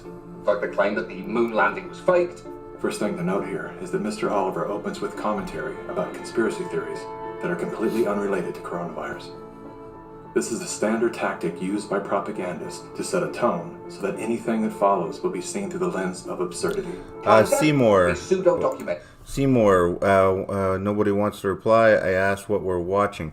We are watching basically what's taken place when it comes to the lies and the shit that's going on basically around the world with the virus and the patents and all the stuff. They basically knew what was going on. The proof is there. The patent numbers are in the video. If you rewind it later on, you'll be able to get the patents, do the research. The websites are up on the screen as well, so you can do your own cross-referencing and checking out stuff. It's very, very interesting. All right, here we go. The title of this, I'll put the link in the chat here. Give me 1 sec, guys. Entry filled with a hodgepodge of conspiracy theories. Mr. Oliver then does his best to debunk Dr. Judy's claim that she was arrested but never charged with a crime. She was absolutely criminally charged. This was not an oversight, but a blatant lie. Prior to the taping of this episode, Mr. Oliver had the official arrest documents that clearly prove that Dr. Judy was never charged with a crime. Mr. Oliver then attempts to debunk the idea that a beach, aka nature, holds any value in boosting our body's natural immune system. Instead of challenging the point with science, he kills it with a smear. Everything that you just said is insane. Television is not the truth. We did illusions, man. None of it is true. But you people sit there day after day, night after night, all ages, colors, creeds. We're all you know. You're beginning to believe the illusions we're spinning here. You're beginning to think that the tube is reality and that your own lives are unreal. This is mass madness, you maniacs. In God's name, you people are the real thing. We are the illusion. So turn off your television sets. Turn them off now. Turn them off right now. Turn them off and leave them off. Turn them off right in the middle of the sentence I'm speaking to you now. Turn them off. Rob, thank you very much for that donation. I appreciate that, my man. Decided that we needed the Bayh-Dole Act because we needed to reform. Gonna need him. I think I have a funny film. We're gonna get demonetized tonight. Modification was we allowed recipients of federal funding to patent and retain economic interest in the research that the public paid for. You get a $5 million grant from the taxpayer, and then you get to charge the taxpayer a premium for the technology they paid to develop. Pfizer's going to get nearly $2 billion. Moderna receiving $438 million in taxpayer money. And yet both companies have said they will not sell the vaccine at cost. They're going to make a profit on it.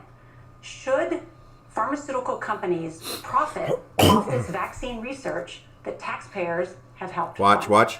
The Bayh-Dole Act failed the American people because rather than standing on the shoulders of giants, we now kneel at the feet of greed. My systems flagged anomalies when I started seeing nonprofits and corporates and cover financing for coronavirus programs in the late summer and fall of 2019. Our first red flag came out when we read the World at Risk scenario. Now, there is an organization called the Global Monitoring Preparedness Board. This organization is a part of the World Health Organization, and this board includes Dr. Elias from the Gates Foundation and Anthony Fauci from NIAID. These two individuals, plus I'm already in a battle with Disease Control in China, come out with a recommendation that says that by September 2020, 2 global pandemic preparedness exercises have to be completed. And one of them has to be done on the release of a respiratory pathogen. That then gave rise to an October event, Event 201. On behalf of our partners in the Bill and Melinda Gates Foundation. Event 201 took place 5 months before COVID-19 was declared a pandemic.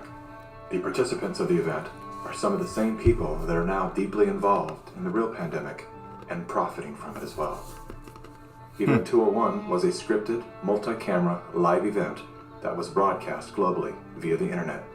An event of this complexity and magnitude would take months to write, prep, and produce, placing the conception date at least 1 year prior to the actual pandemic. There is no question that there will be a surprise outbreak. Anthony Fauci knew as early as January of 2017 that we would see an outbreak before the end of 2020.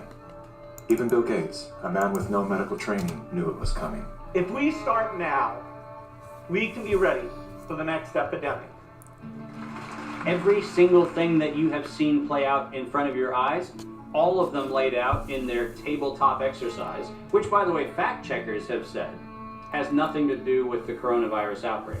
Just happenstance. This is that wonderful universe of improbabilities where events just co-emerge and then nature conveniently backs itself into our architecture. That's the scenario we're supposed to accept. Brilliant. Some countries have banned travel from the worst affected areas. The President has made a decision to suspend all travel to the United Kingdom and Ireland. Dis and misinformation circulating over the internet. Across the world, misinformation about the virus is being shared online. A significant demand for N95 masks and gloves are on the rise. The demand for N95 masks to prevent the deadly airborne virus has surged. We could have. I'm just curious. The Second Amendment, does it have an age limit on it? I'm just reading the chat there. Does the Second Amendment say between this age and this age for kids or for bear arms? I'm just curious. I don't know. I haven't read it. Eventually have 52 million treatment courses per year. Trending Live, how you doing? We're still many months out from having something that we can really deploy to the public. And 65% of those polled are eager to take the vaccine, even if it's experimental. The new poll finds that 49% of Americans say they would get a COVID-19 vaccine should an effective one be discovered. I'm curious, who wrote the Event 201 script? If the visionaries of the event knew, at least 1 year in advance, what was needed, why didn't they take care of those things? Considering that Bill Gates has donated half of his fortune to make the world safer, why didn't he help to better prepare our hospitals and frontline workers? Why didn't any of the event's wealthy sponsors do something? Makes you wonder, eh? Why didn't now, they? Here we are. You know, we didn't simulate this. We didn't practice. On behalf of our... They didn't simulate this and they didn't practice. Did you hear that? Partners, the Bill and Melinda Gates Foundation. So both the health policies and economic policies, we find ourselves in uncharted territory. Do you believe that? We literally just watched the whole thing on a multi-live stream camera, and he literally turns around and now says, "Oh, we had no idea. This is all new to us. We didn't know what was going to happen." Event 201 was not the first scripted exercise to prophesize the future with astonishing accuracy. Leaders of global health and business have been seeding reality with fictional scenarios for several decades.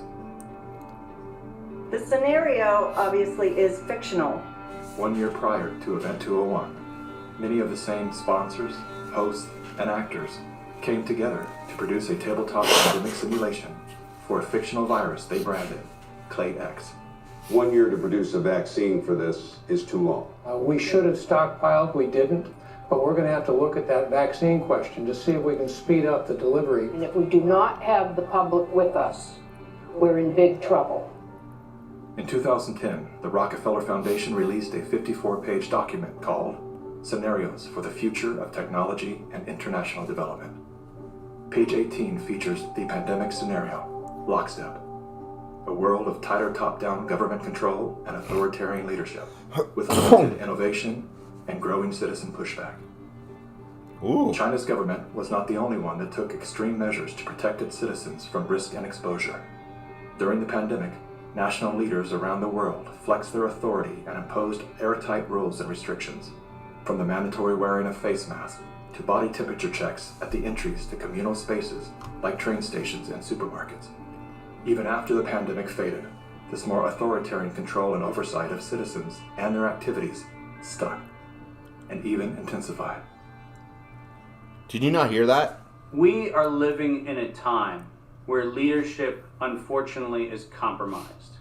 And by that I mean that individuals are placed in power for their ability to be influenced, not their merits of leadership. Nothing could be clearer than the leadership of the World Health Organization. The World Health Organization is the institution granted exclusive power to guide and protect the health and wellness of humanity. The WHO is sustained by private donations, the bulk of which are made by pharmaceutical and biotech corporations who have a vested financial interest in the organization's support.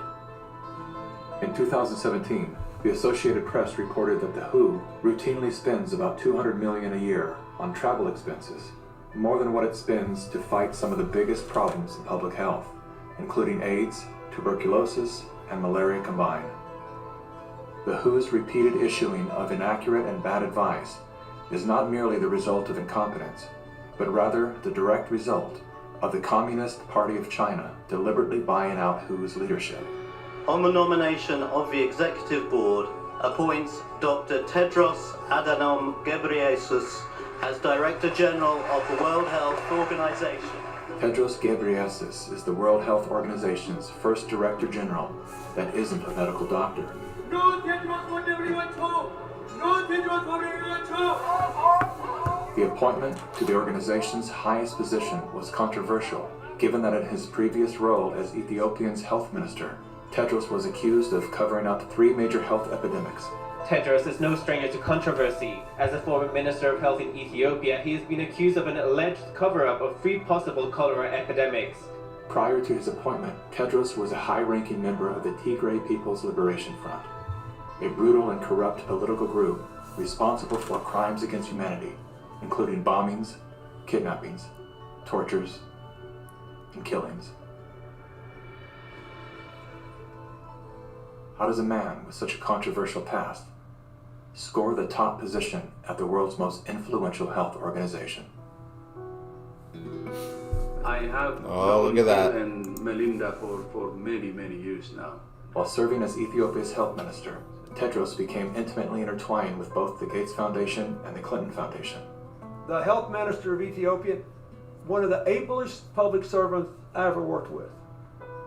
With the backing Yeah, big green green TV. Yeah, I will. And the full support of the Communist Party of China, Tedros was a shoo-in. We will have many body bags in front of us if we don't behave.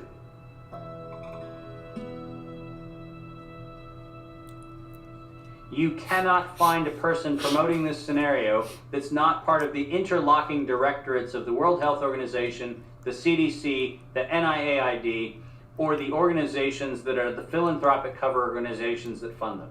Exactly. We now know that there are over 1,300 patents currently issued and held by organizations that are multiply recipients of funding through the Gates Foundation, through EcoHealth Alliance, through the Sherlock Biosciences connection back into open philanthropy, and all of them also have links directly to NIAID, Anthony Fauci's funding sources.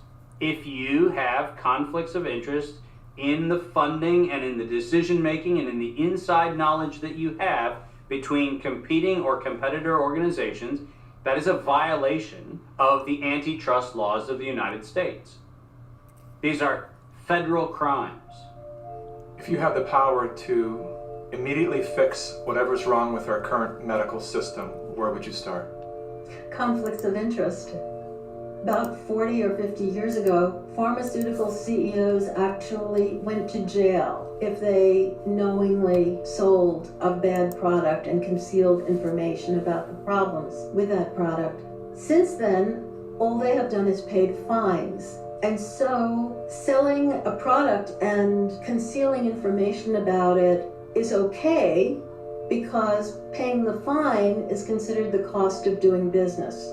How did the pharmaceutical industry come to capture the rest of the medical industry? And it's because they had so much money to bribe the NIH, the CDC, the FDA, the professional associations, the journals, the medical schools, and everyone else. Around the same time that John D. Rockefeller seized U.S. media, he also hijacked U.S. medicine. Listen to this part that's coming up. This part that's coming up is huge. When it was discovered that drugs could be produced from petroleum, America's top oil mogul ordered his army of propagandists to invert reality accordingly. Medicines used for thousands of years were suddenly classified as alternative, while the new, petroleum-based, highly addictive, and patentable drugs were declared the gold standard.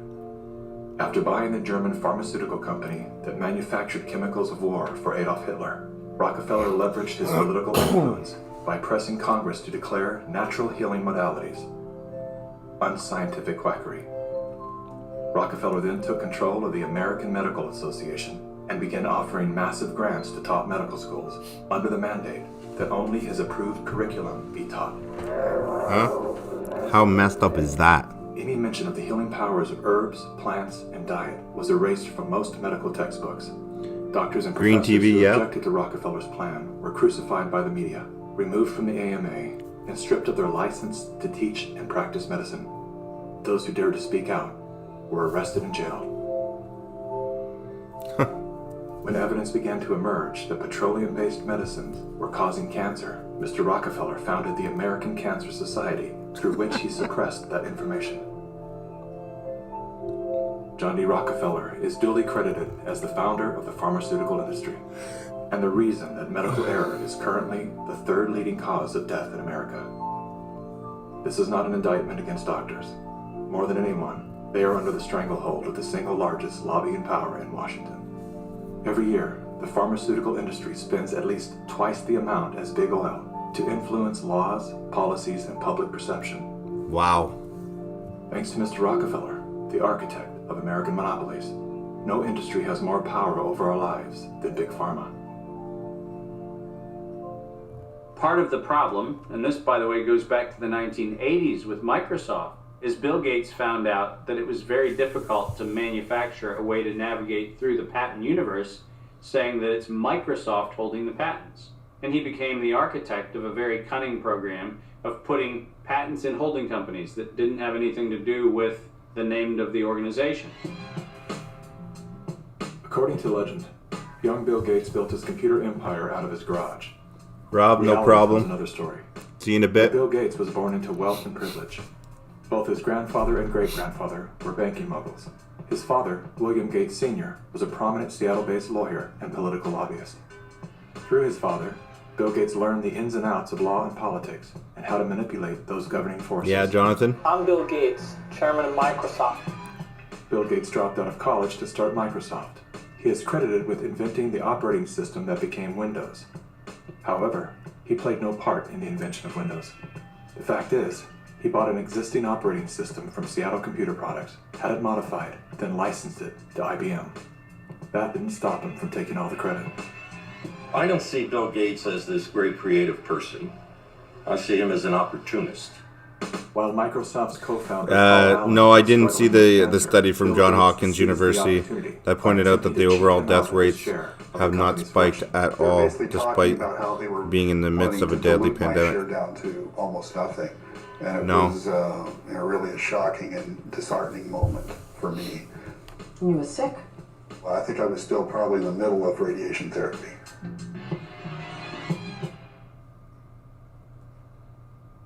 Gates' business strategies came under fire in 1998 when the United States Department of Justice sued Microsoft for antitrust violations. This is tape 3 of the videotape deposition of Bill Gates on September. During the 18-month trial, Gates gave hours of videotape testimony. What were the non-Microsoft browsers that you were concerned about in January of 1996? That month. Yes, sir. And what about it? What non-Microsoft browsers were you concerned about in January of 1996? I don't know what you mean concerned. What is it about the word concerned that you don't understand?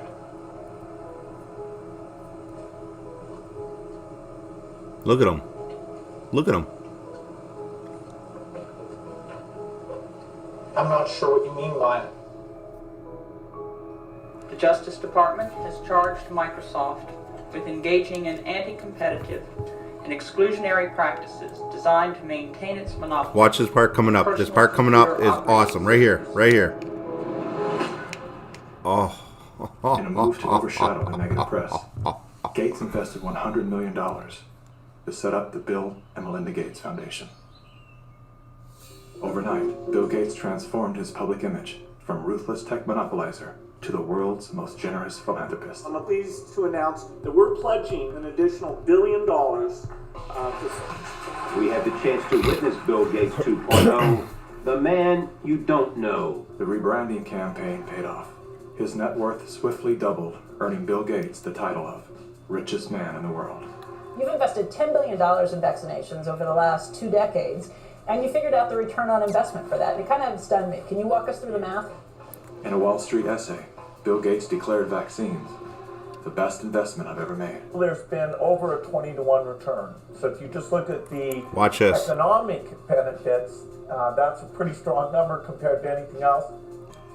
The Gates Foundation expanded rapidly into a massive, vertically integrated, multinational corporation, controlling every step in a supply chain that reaches from its Seattle-based boardrooms to the villages of Africa and Asia. Is the world's largest private philanthropy. Please, guys, if you haven't hit that thumbs up button, please do so. It really helps me out. Has made millions of dollars each year from companies blamed for many of the same social and health problems the foundation seeks to address. The Gates Foundation has investments in 69 of the worst polluting companies in the U.S. and Canada. Other companies in the foundation's portfolio have been accused of transgressions, including forcing thousands of people to lose their homes, supporting child labor, defrauding and neglecting patients in need of medical care. The Gates Foundation has not provided... Crazy.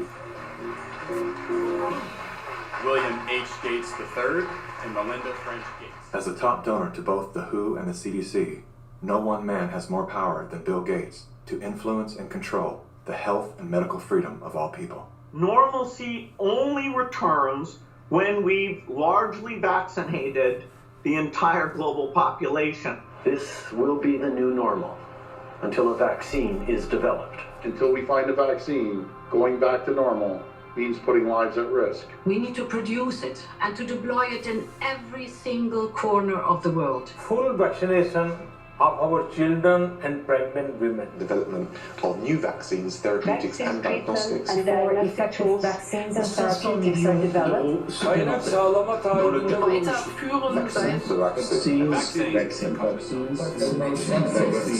We've already bought the syringes. We already know where it's going to happen. We're thinking about what that's going to be. It's all part of this plan. Our military is now being mobilized, so at the end of the year, we're going to be able to give it to a lot of people very, very rapidly. In 1986, President Ronald Reagan signed the National Childhood Vaccine Injury Act, granting total immunity to vaccine manufacturers. After a decade of lawsuits related to vaccine injuries and deaths, vaccine makers were going bankrupt. In a move to coerce policymakers, vaccine companies threatened to stop making vaccines until they could be legally shielded from liability. To this day, when someone is injured or killed as the result of an adverse reaction, it is the U.S. taxpayers that pay for the damages. Welcome back. Were several Indian tribal girls used as guinea pigs? The report alleges that 2 American pharma giants' untested vaccine was administered to thousands of tribal girls without proper study and paperwork.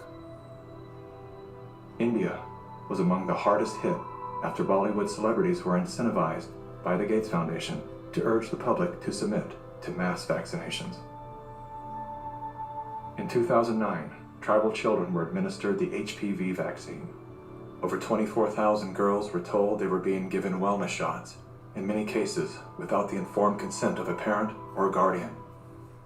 The people that were administering these vaccines lied to the guardians of these girls and told the girls, oh, this is going to cure cancer, you're never going to have cancer. And these girls became severely injured. Some of them developed seizures, some of them developed cancer. And 7 girls died. And there was no insurance, there was no assistance for them. And the Gates Foundation denied that it had been clinical trials.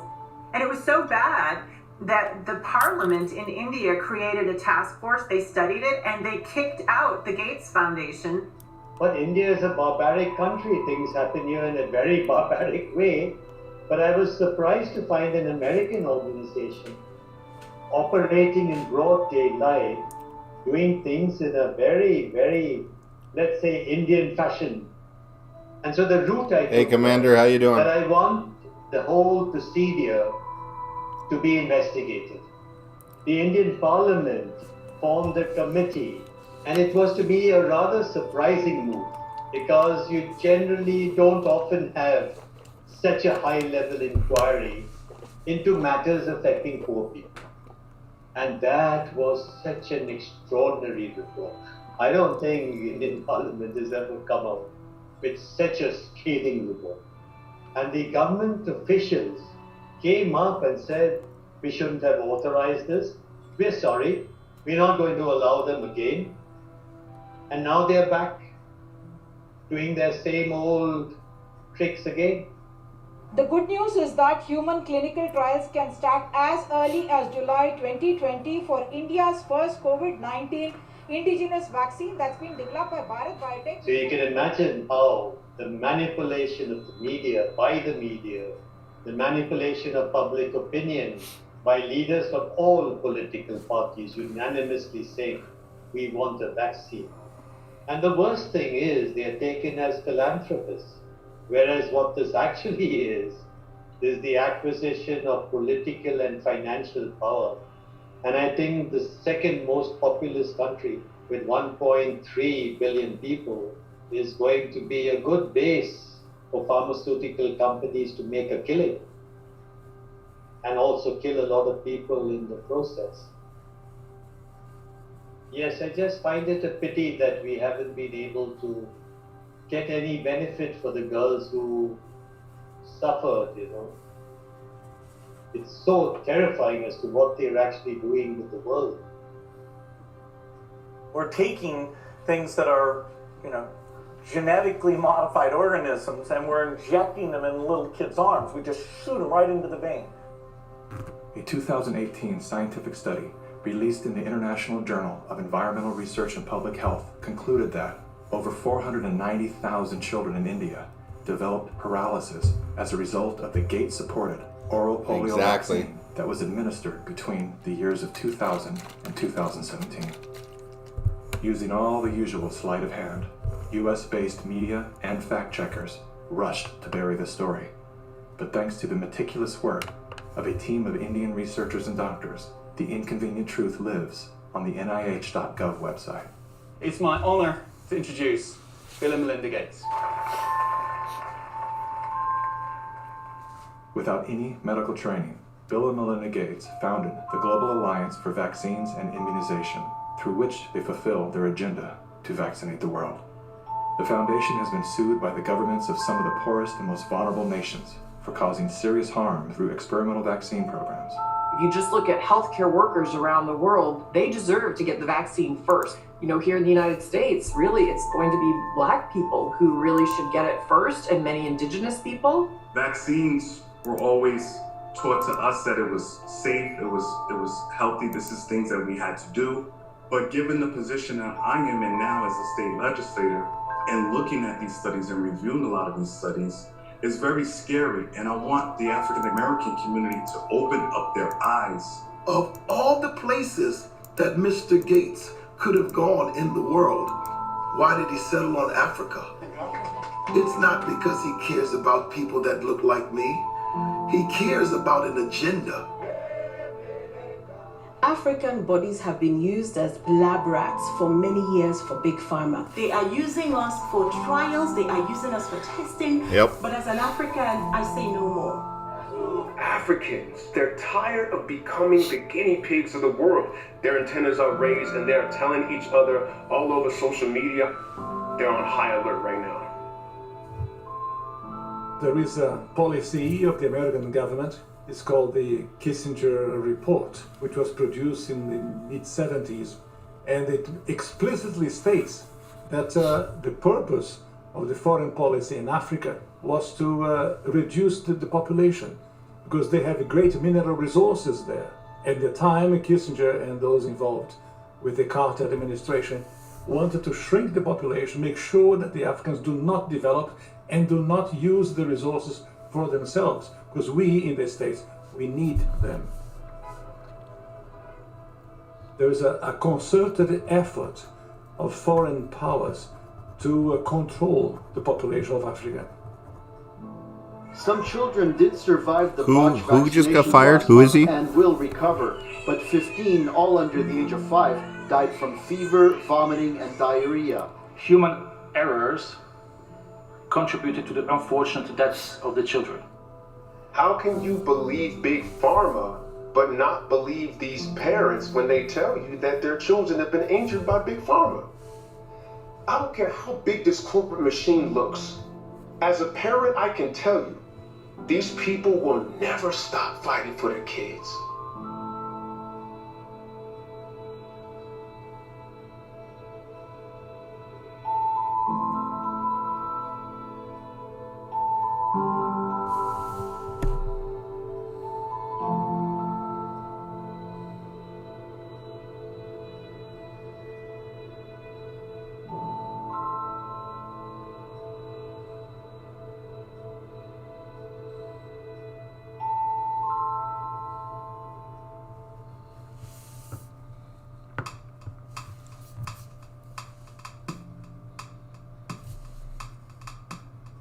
It would take hours to list all of the questionable initiatives that Bill Gates is involved in. Here's a few of the highlights. Gates is one of the key funders in the stratosphere-controlled perturbation experiment. What's this? I was just waiting, Blade. I was just waiting. See, here in Canada, we got to watch what we say, because I don't want to end up in jail. But long story short, what the hell is this? Seattle. Seattle's doing protest again. Yay. Anyways, pay attention. Blade. Dying to block out the sun in an effort to control global warming by releasing massive amounts of calcium carbonate and other materials into the upper atmosphere.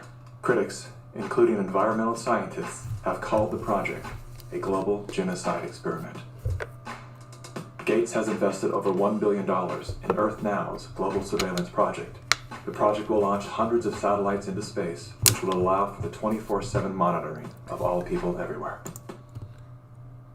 Immunity pass. Feel secure.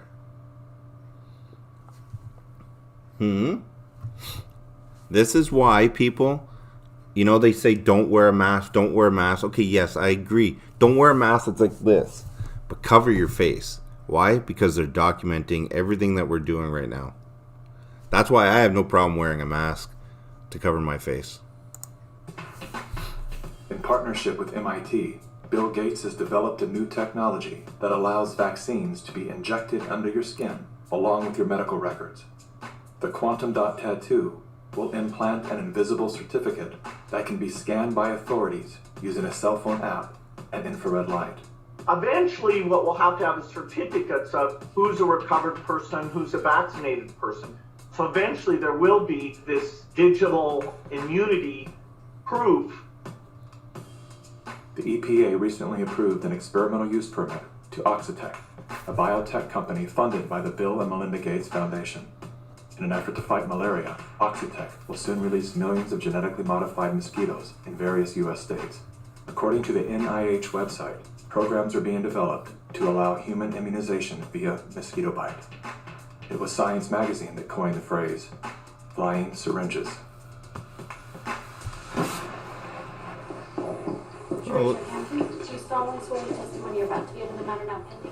A shocking new report from the New York Times. Isn't he dead now? Isn't he dead? Sheds light on the connection between Microsoft founder Bill Gates and the late Jeffrey Epstein. You report these two men met at least 6 times. Well, I believe there were more. This included visits to the mansion, seeing each other in Seattle, flying on Epstein's plane. When flight logs revealed that Gates had been a passenger on the Lolita Express, he claimed that he didn't know that the private jet belonged to Epstein. He also denied that he and Mr. Epstein were involved in any business deals. However, an expose by the New York Times revealed that not only did Bill Gates initiate a relationship with Jeffrey Epstein well after he was convicted of sex crimes, but the two were also involved in the process of co-founding a multi-billion-dollar charitable fund. Why would they ever set up a charitable trust benefiting Jeffrey Epstein? That it was all about philanthropy, that Bill Gates just wanted to find new sources of money. Why would one of the richest men in the world choose to partner with the world's most notorious pedophile? A deeper dive into Epstein's world revealed that the two men had more in common than meets the eye.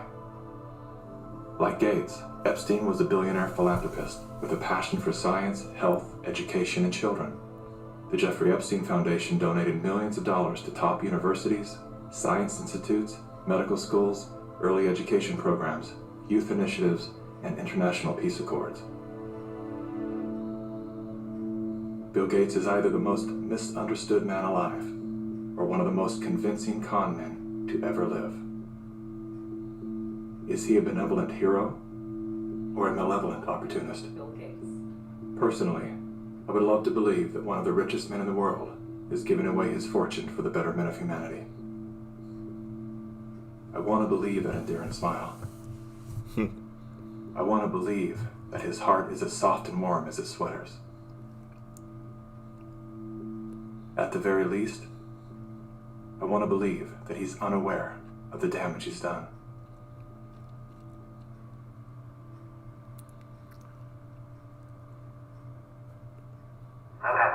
announced that we've discovered a vaccine. We no longer have to live in fear. Everyone can get back to their normal lives. It's the great hope galvanizing the world. A vaccine for COVID-19. But are we being sold a lie?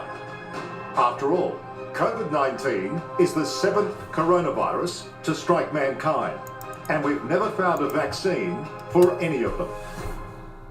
The shortest time anybody's ever found a vaccine against any disease that I'm familiar with is about 7 years.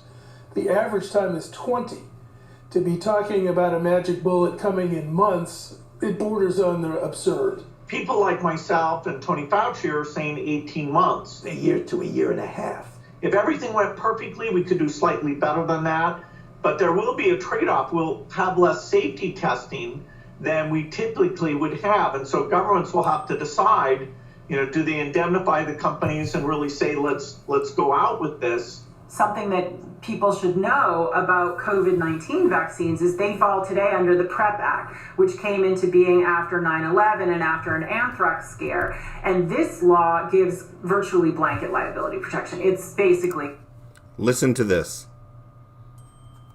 Impossible to get any kind of compensation if you're injured. So people need to understand that if you take COVID-19 vaccines, you are absolutely on your own. If you're permanently injured, if you lose your job, if your healthcare expenses go through the roof, tough luck. So how is it that they can give zero responsibility with not half the testing or anything that they normally would give you, but yet they turn around and are going to make it mandatory? Oh, it's not mandatory, but you want to travel? Got to take the vaccine. Oh, you want your driver's license? Got to take the vaccine. They're going to take all these essential tools that you've had in the past. They're going to take them away from you. Then you're going to have to take that. So it's like playing Russian roulette. It's the most ridiculous and absurd thing I've ever seen in my life. And I can't even believe that this is actually taking place right now. It's absolutely crazy. Volunteers all across the country began getting shots today as part of the final phase of testing for an experimental vaccine being developed by the NIH and the drug company Moderna. The side effects for the Moderna vaccine sound concerning. We looked. After the second dose, at least 80% of participants experienced a systemic side effect. So, are these vaccines safe? Well, the FDA, not being pressured, will look hard at that. The FDA is the gold standard of regulators, and their current guidance on this, if they stick with that, is very, very appropriate. And the side effects were not super severe. That is, it didn't cause permanent health problems for the things that are, Moderna did have to go with a fairly high dose. And so, to get the antibodies. This isn't a vaccine story. This is a population management story. Yeah. If your goal is to make this beautiful earth that we live on an exclusive playground for the entitled few, then populations that get in the way are a problem.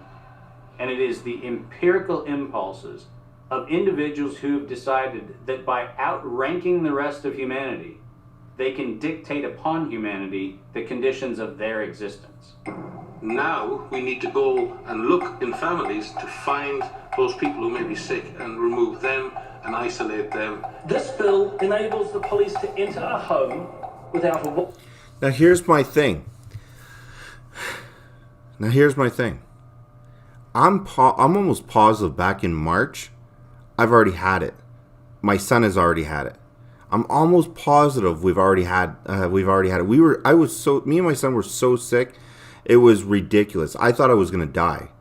We had to take my son to the hospital, and they wouldn't even take him in the hospital. They just prescribed him medication without even seeing him. Get that? Without even seeing him, they prescribed him medication. So if I already had it, then that means I already have the antibodies for it. Then why in hell am I going to risk taking this vaccine? Doesn't make any sense to me. Warrant. Madam Speaker, the police have never held that power. We will find out who lives in the house. If it's someone that is refusing, we will definitely consult with our health officer to look into next steps. So the sheriff's department and the health department showed up at her door with orders for her and her husband. Will not travel by any public, commercial, or healthcare conveyance such as an ambulance, bus, taxi, airplane, train, or boat without prior approval of the Department of Public Health. So I guess she doesn't need to pay taxes anymore. So as long as you have those conditions, you don't have to pay taxes, right? Because isn't your tax money going towards funding all this public shit? To wear ankle monitors.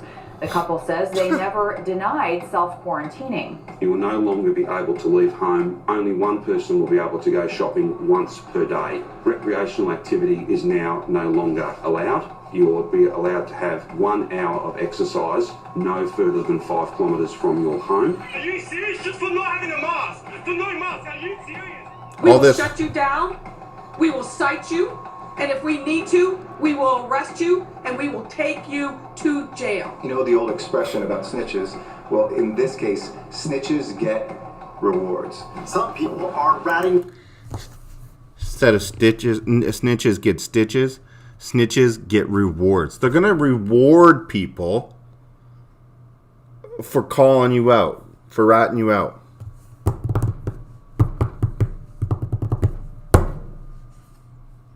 This is fucked.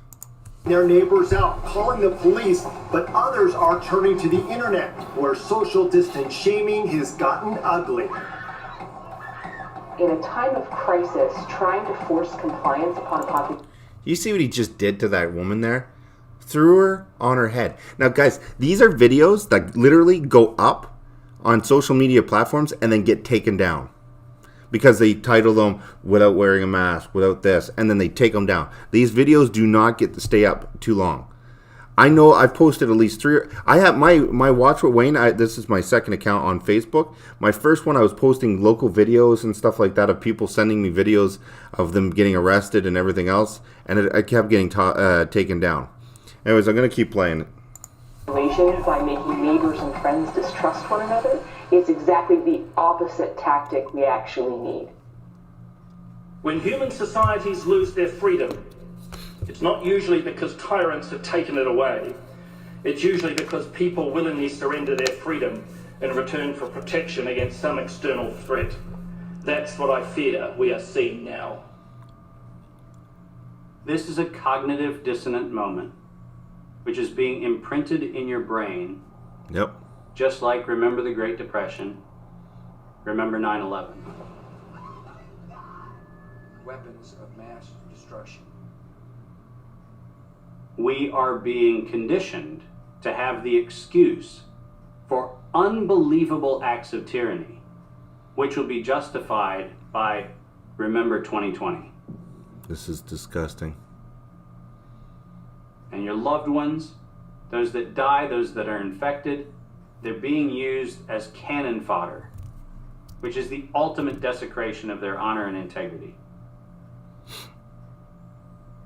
And this is also a test of humanity, to see how much of our liberty we will let go. Look at this.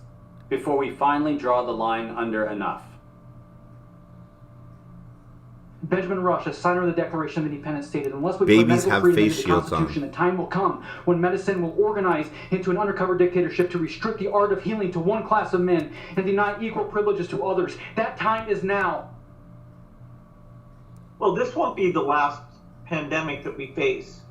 So we, we'll have to prepare for the next one. That, I'd say is, will get attention this time. Look at the smile. That will get attention. Hey, this pandemic is bad, but the next one, guys, it's gonna be great.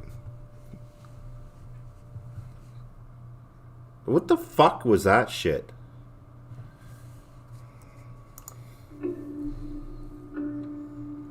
This is not a time for us to go in a mob frenzy find the perpetrators and haul them into the town square and pillory them. This is a moment for us to recognize that every decision that is being made today by any of the conspiring parties made perfect sense in each increment when each one of those decisions was made. The sum of those incremental steps has led to devastation because they lost touch with their fellow humanity. But that's an invitation for each one of us to examine how we're living and how not a single decision we make, not one, in any moment, is without consequence. This is our moment to reclaim our humanity.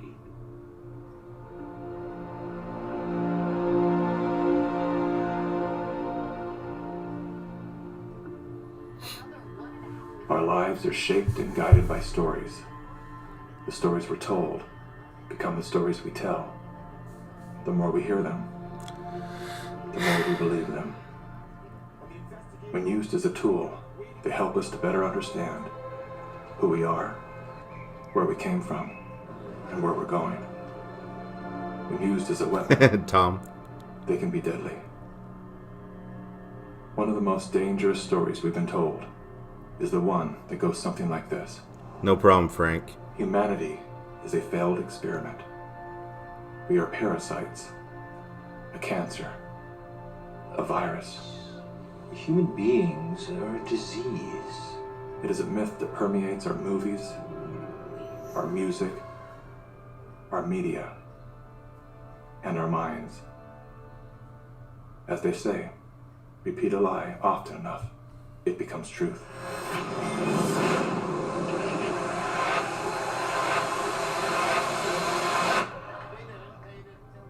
Perhaps that was the goal of the authors of that story. We feel too afraid to have kids because we feel that we're heading towards civilization breakdown. Fear shuts down the part of our brain designed to solve problems. Without that ability, we look for others to guide and save us. In doing so, we lose touch with our most primal nature. We forget that we are an extension of the most brilliant and resilient ecosystem in the universe. We stop eating food grown from the earth and begin consuming products processed from machines. We trade medicines that heal for drugs that harm. We abandon love and liberty for debt and dependency. The good news is, our story is not over. The climax has yet to come. That moment when the hero rises from defeat, summoning a force they forgot they had. A force within. A force of nature.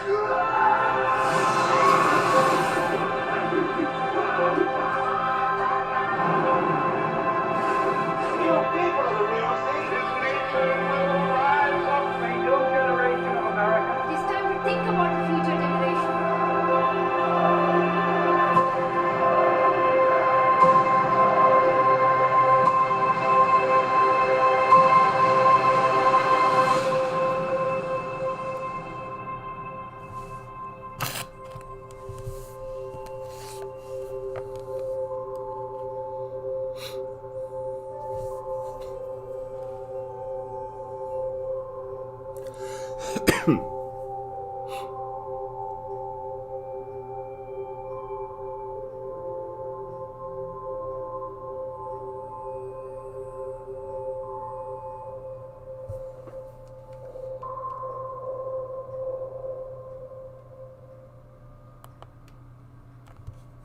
Crazy, eh?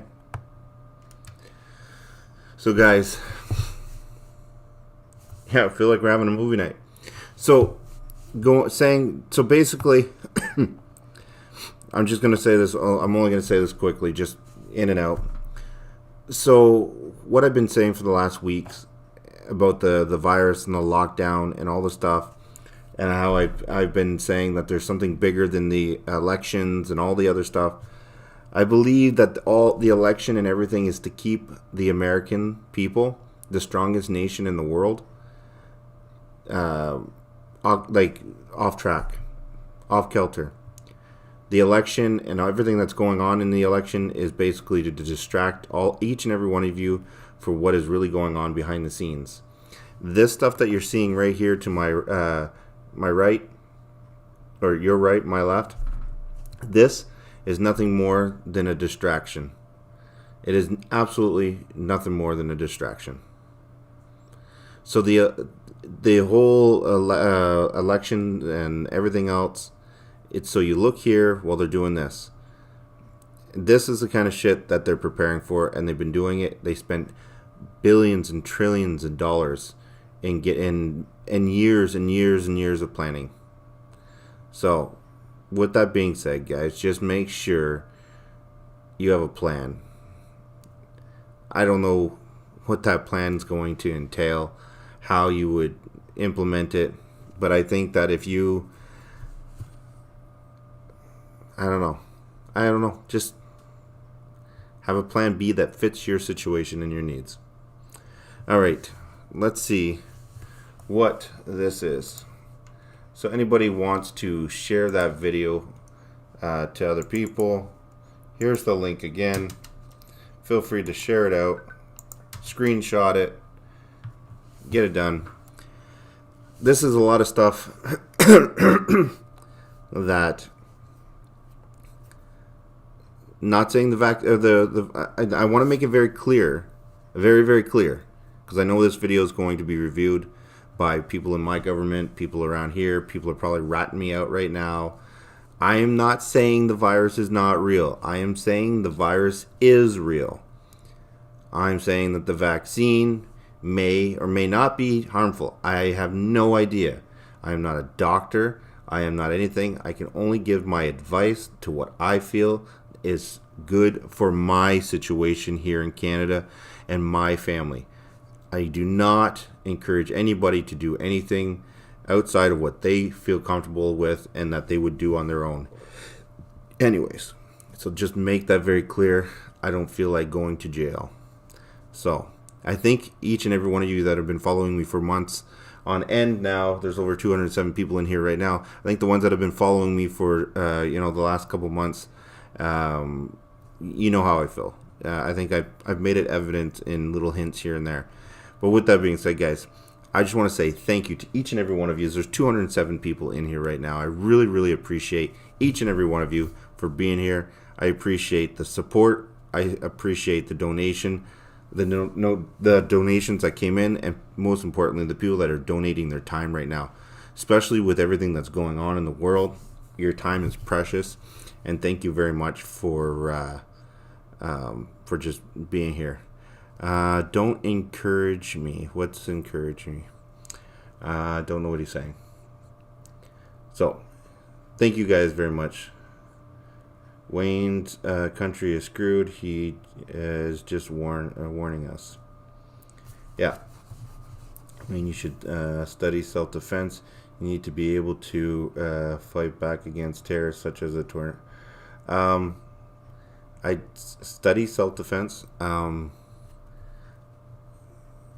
I got a lot of training under my belt. I'm not going to go into the training I have, but I have a lot of training under my belt. So I actually, here in Canada, I'm licensed to be a use and force instructor. I train people how to defend themselves. And that's just a small part of my abilities. Love your channel since I first found it 3 months ago. Kenny, thank you very much. Oh, I would appreciate each and every one of you guys being here. So, since we got all that real shit out of the way, look at all the fake shit that's happening on the streets right now. Huh? Look at that. Let's see what's... It looks like SPD by cops are coming. It looks like SPD by cops are coming. No.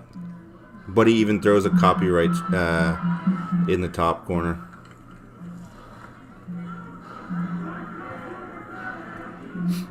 Crazy.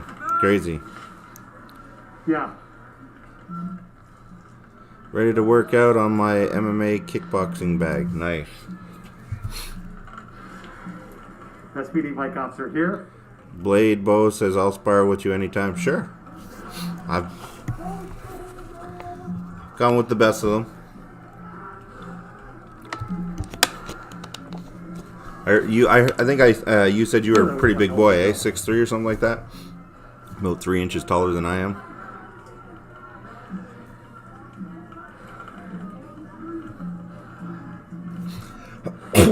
The flu is real, but not really deadly unless you're vulnerable, just like 19. Oh, thank you very much, Trending TV Live. Yeah, 6'3", 350 pounds. Fight cops are closing in. Big boy.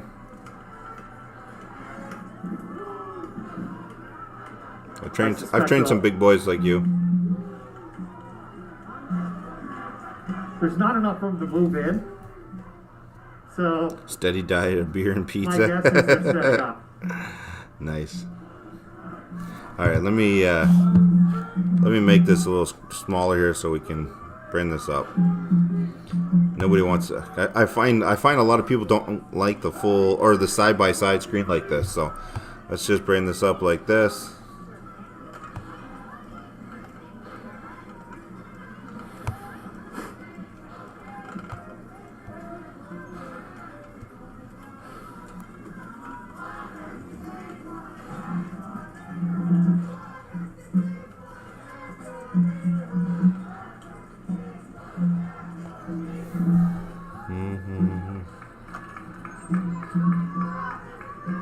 Number of bike officers have increased.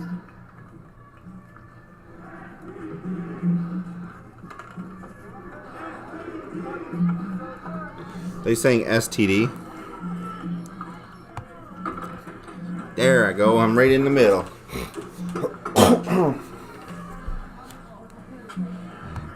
So watch what Wayne symbol up there.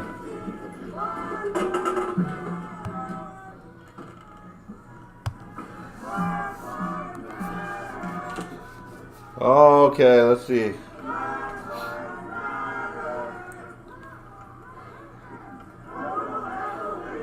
No, they ain't done.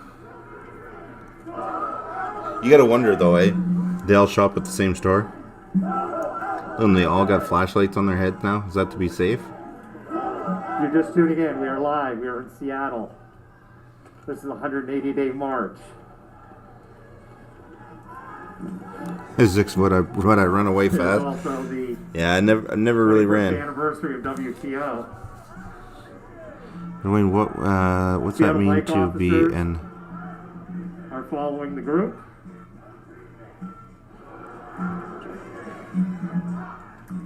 But and are following very closely, but so far have made no movement. What that means is to be an asset. Hand-to-hand instructor is a fancy way of saying I am a good throw doll. 25 or 30 feet of the protest. No, I never put down anybody like that. Everybody has their talents. Everybody has their strengths. They're right up on me because I can hear all their conversations and radio chatter. As can you. I'll take one of Probably. those. No, water. I'll take a piece though, just cold. What? Yeah, I need tea. Oh, it was good. No.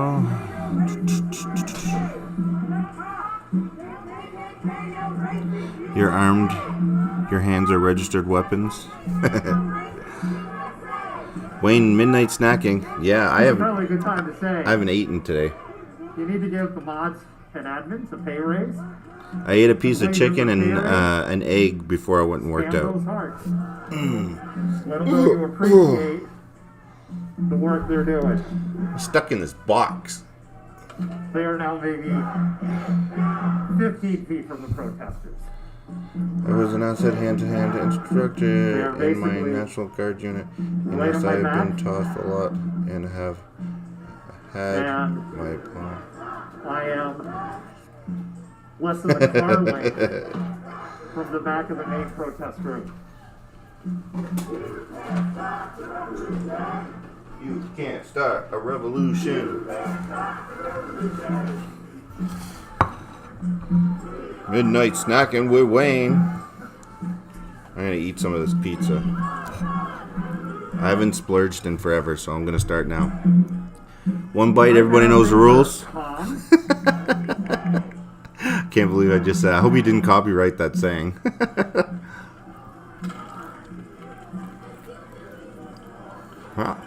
Yeah.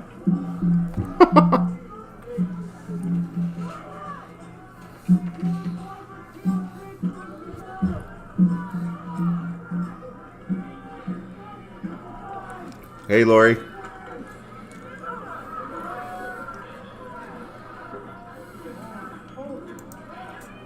All right, SPD is calling a hold. I just happened to see that. And you've got Just described. Regardless of your purpose, you will be in violation of city and state law. The following routes of dispersal are available for you. You can move north on 60 or west on Spring. You have 2 minutes to move.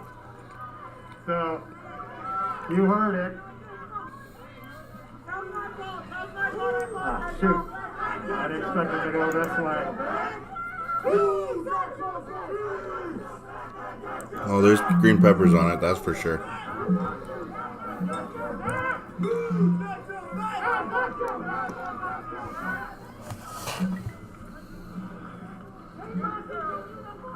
So, DJ Diamond Elrad is over there. Night cops once again are behind.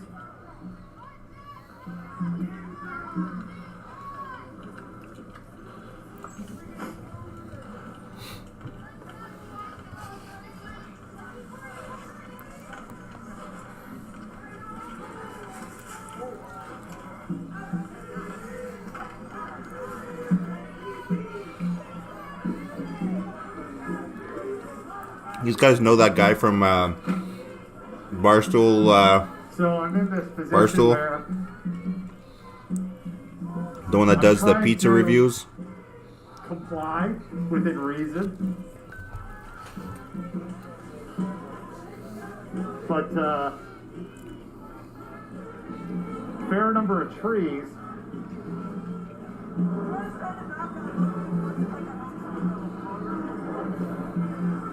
So it's very hard for me to get up on the sidewalk. He's on Facebook. He does pizza reviews and that.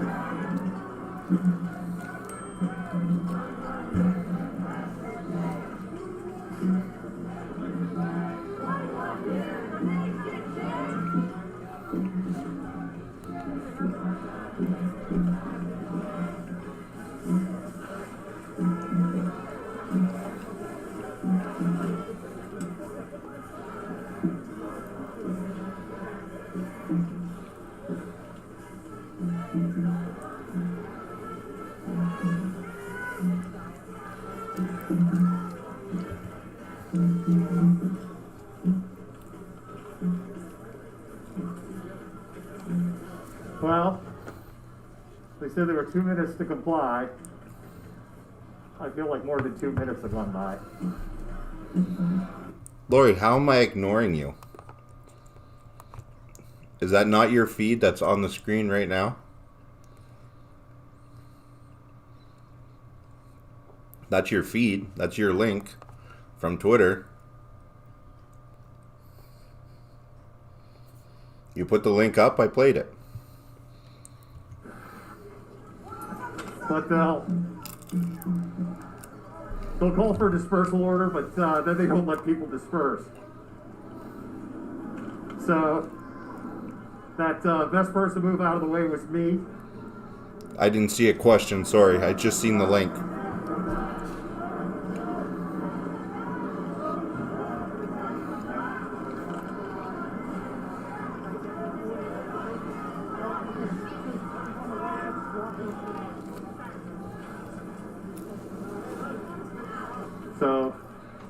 SPD getting ready to target and arrest multiple SPD officers. To my right. Get on the sidewalk, Pat. Get on the sidewalk. Get on the sidewalk, dude. I've been pushed by SPD into the police line.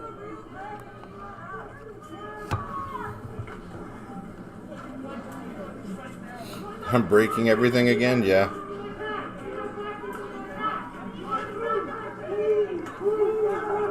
There we go.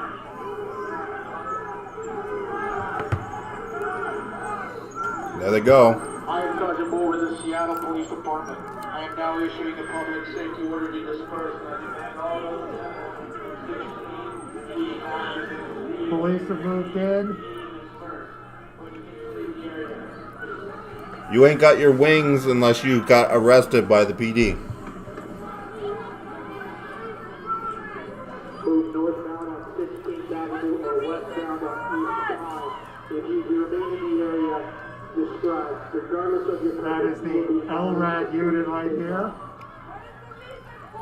Other police action could include the use of chemical agents and less lethal munitions. So, northbound on 16th or westbound on Pine. Move immediately.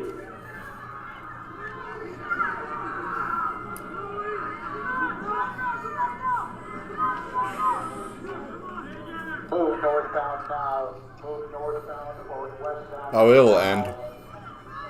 it's Sergeant Bull. It'll end whenever they release the real virus. I'll give you my prediction. With Bill Gates' little, the next one will be one to remember. I think the next virus they release, this virus here, everybody's going to be like, come on, it's just a flu. Get out there, get out there, get out there. And then the next one they release is going to be the one that is like truly devastating. And everybody's going to be like, nah, you cried wolf before, we ain't believing you this time. And then you're going to see a mass depopulation. That's just my idea.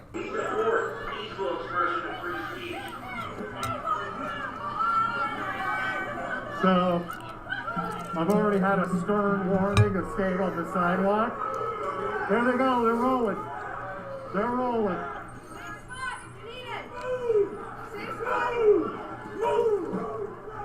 Yes, you can drop your link. Trendy Live, hold on one sec here. There, I made you moderator, Trendy. SPD's officers just again kind of. Go ahead, put your link in there. And I'm mixed in with them again and behind them.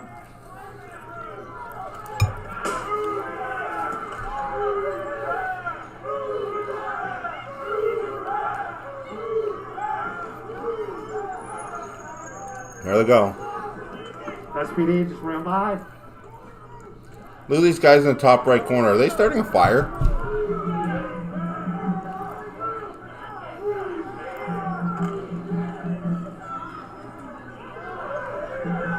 No, this is kind of back to early August. Okay, it's candles.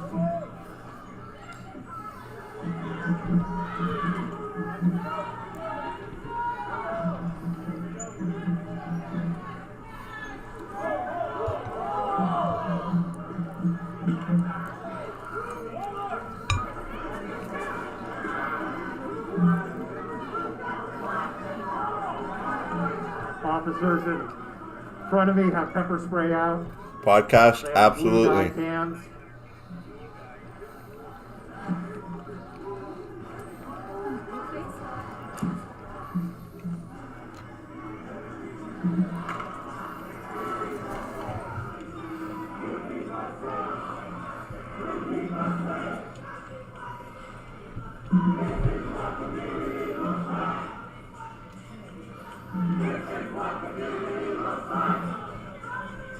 Don't they know I like the rough stuff?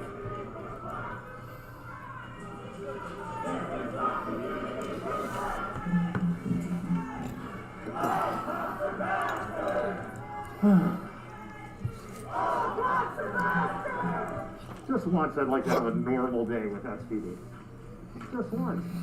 Or maybe go home and stop acting like an idiot out on the streets. All right, SPD has stopped.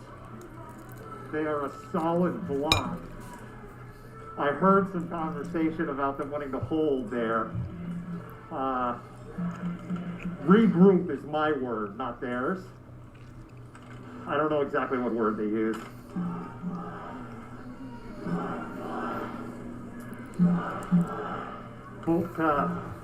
Sounds like they're yelling Proud Boys. Is pushed the protesters. Department of Health and Environment.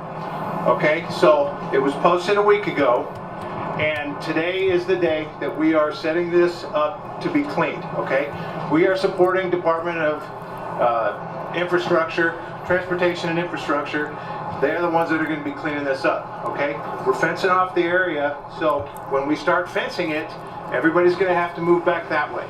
Okay, so I'm giving you fair warning right now.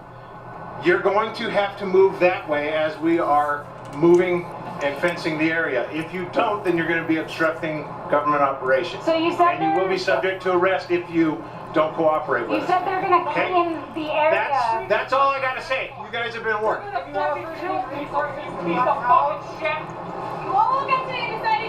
He looked. I don't want to be an arsehole, but it looked like that cop shit himself when he walked the right way.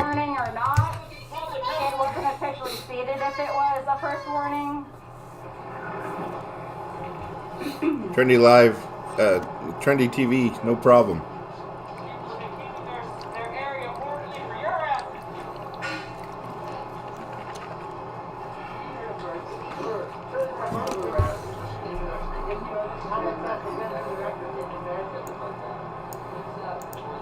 There are about 20 police officers here, at least right in front.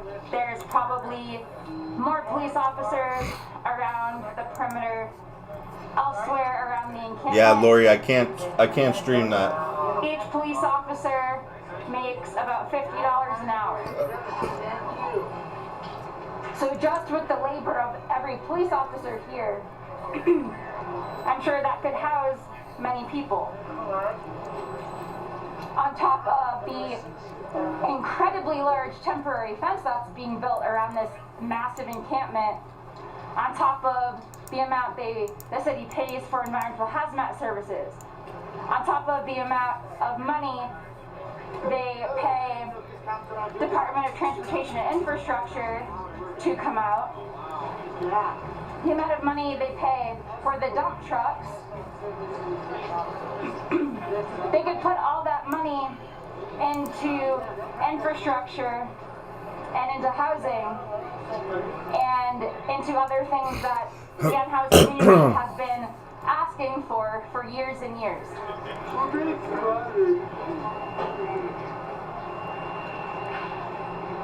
The unauthorized camping ordinance was passed in the spring of 2012 by Mayor Michael Hancock. And ever since then, there have been continuous sweeps over and over and over, pushing people who cannot... No, that's Black Katie. She's changed her shoes.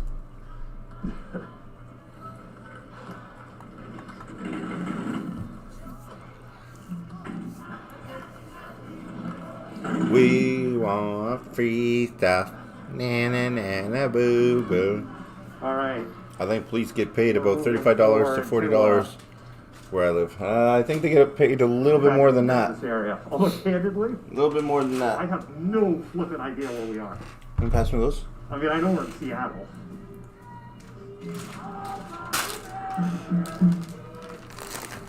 No.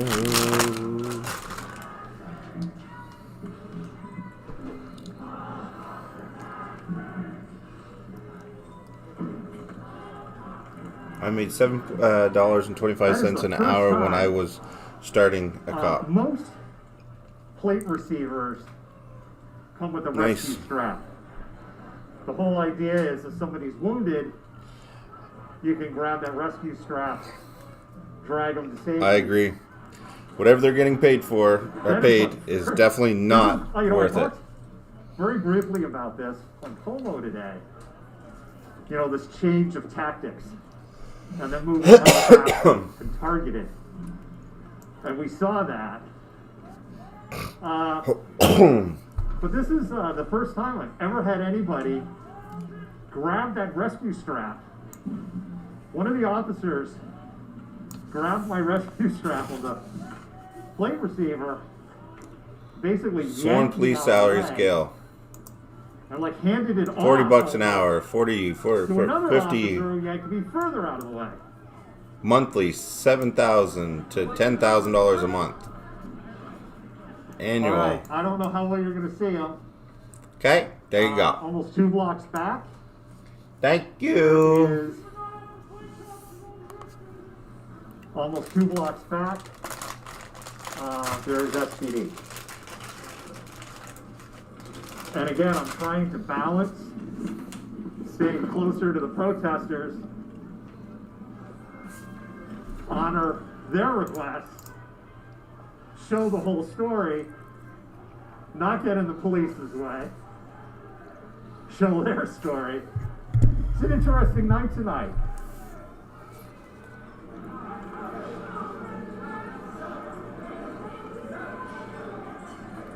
I made myself a small window so you can't see me. On all the different channels, when things get this busy, I can't answer your questions, right? That's not a police vehicle. Nice, Blade. Shit. That's somebody who probably is thinking they just made a wrong turn.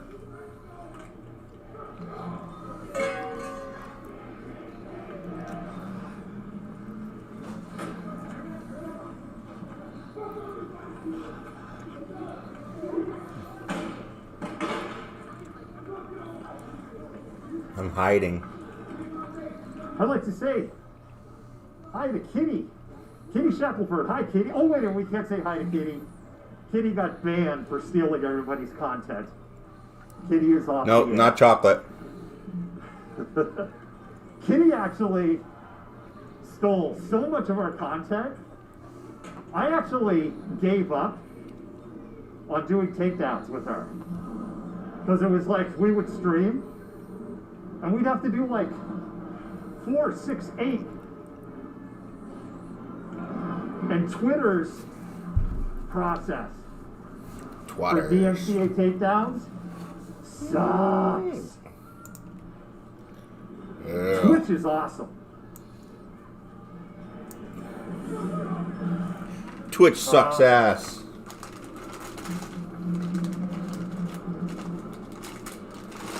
Fucking ads are like 3 hours long. I guess that is a police undercover vehicle that is behind us.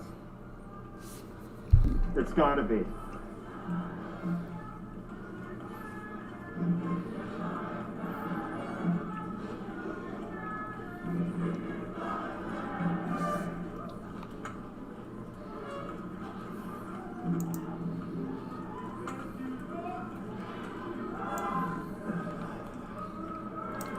Hey, 2020 be like, I got this shit.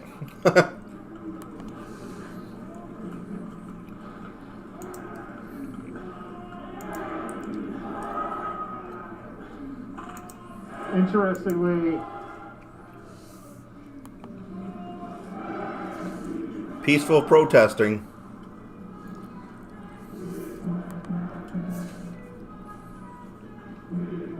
yeah, I'm positive that's a couple undercover units following.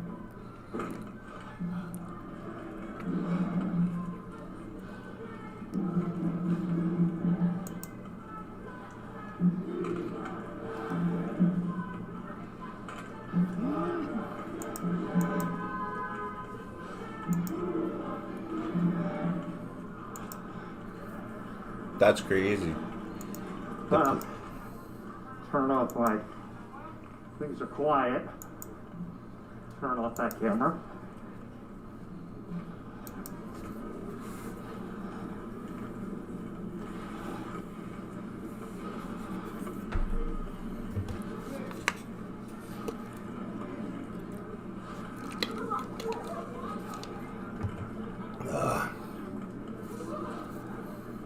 Oh, I know where we are.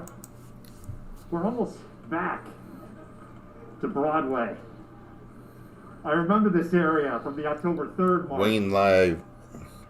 What happened December 1st to you? What do you mean December 1st? SPD was making my life particularly visible on that march. Late on, I don't know what you mean. What do you mean what happened to me on December 1st? My camera's centered.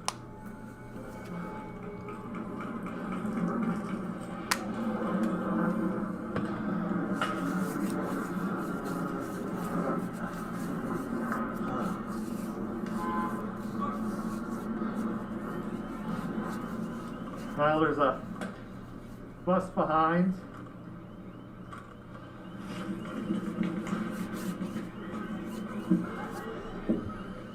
Did I read that wrong? Happy December 1st. Oh, yeah, I read it wrong. I heard what happened to you. I was looking at the wrong screen there. It was too small.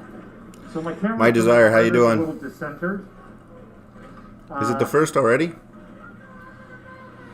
December 1st. Woo woo! To stop at some point. I think that calls for some Fiji water, not sponsored. Well, let me wait the dew off it. And then I can deal.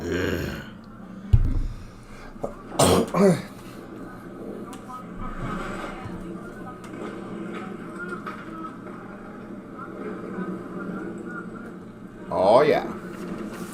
So what did we learn today, people? What did we learn?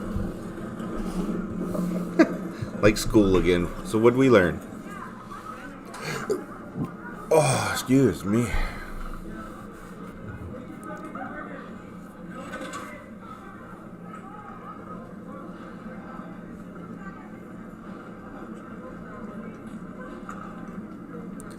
Wow, it's been a minute since Fiji made an appearance. Yeah, couldn't afford Fiji before now. Thanks to you guys donating and helping out. Now I can afford Fiji. Yeah. Thank you for that. A little bit. I was stuck drinking this no-name shit. Wow. Now I'm back to high class. How about a puppet show, Wayne? Yeah, alright.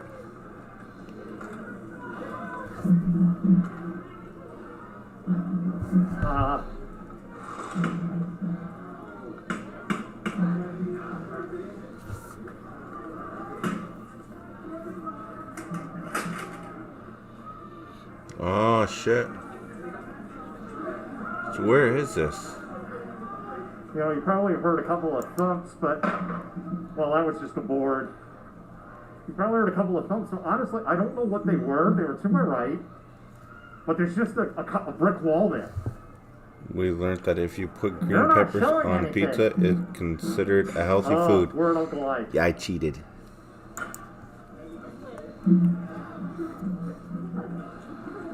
I cheated. Well, things are probably going to get interesting now. Did they just break something? Well, wow, surprisingly, they just kept moving past Uncle Ike's. Hmm.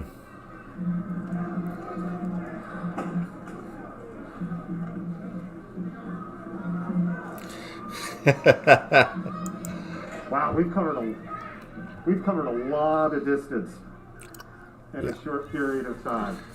Okay, so we'll go for another. I think we'll go for another half an hour or so. These guys have been awesome. These guys have been more than awesome. Everybody tuning in, staying there. We've got 213 people right now. 212 thumbs up. Guys, if you haven't hit that thumbs up, please hit that thumbs up. That'd be awesome if you could do that. December, 24 days to Christmas, sir. Yeah, man, don't remind me. With as many kids as I got, Christmas is hell. But you guys have been so awesome with me and supportive that because of you guys, Christmas is going to be good Christmas. So thank you guys very much for that. my family and myself really appreciate you guys. So keep that in mind.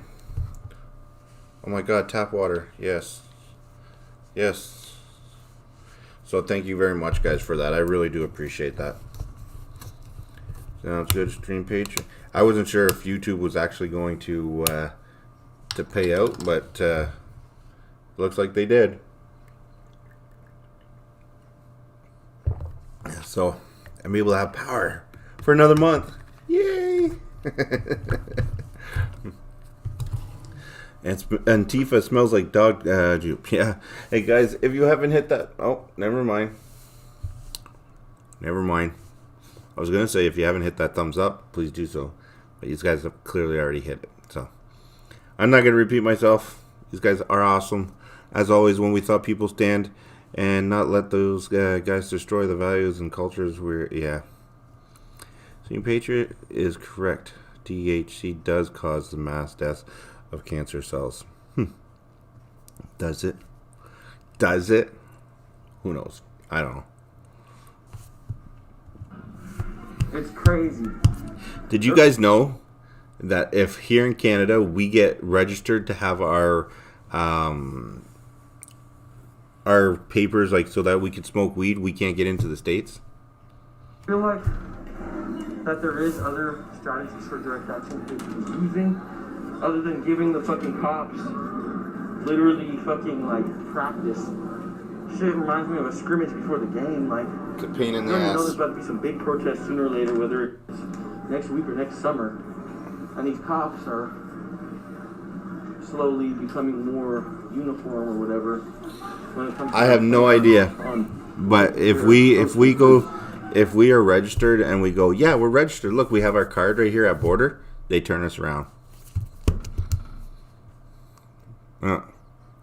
Yeah, they'll stop you. You have to tell them, and once you tell them once that you're registered, they put it in their system and they don't forget it. And you do not get across. Stupid, eh? Don't ask me why. I have no idea. I know once the Hot Dot Boys get out of their van, the group of people that ran and tackled the people earlier, if you're watching, that's when you really gotta watch out in this crowd, because you know.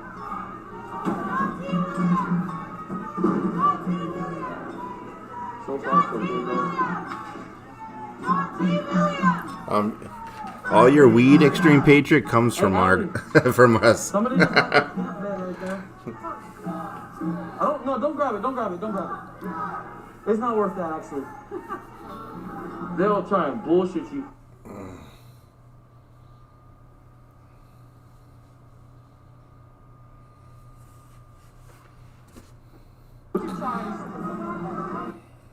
That camp bed. That shit looks like very comfortable. Now we can walk back though later.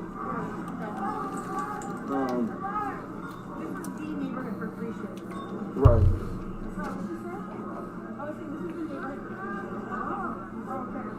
Now somebody put a fucking camping bed out there.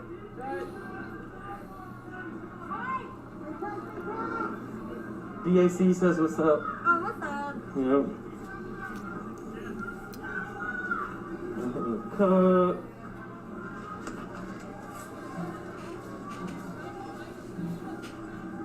The back of the protest is pretty much where I'm at. And here's the Your mommy lied, Paul. Santa's still good and strong.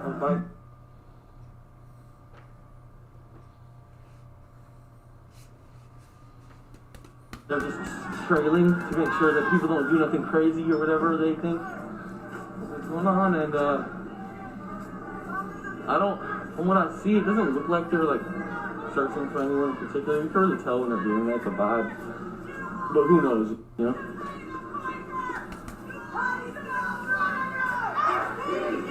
I really smacked the fuck out of my knee walking. They may be pointing at people now. Either that or they're just waiting.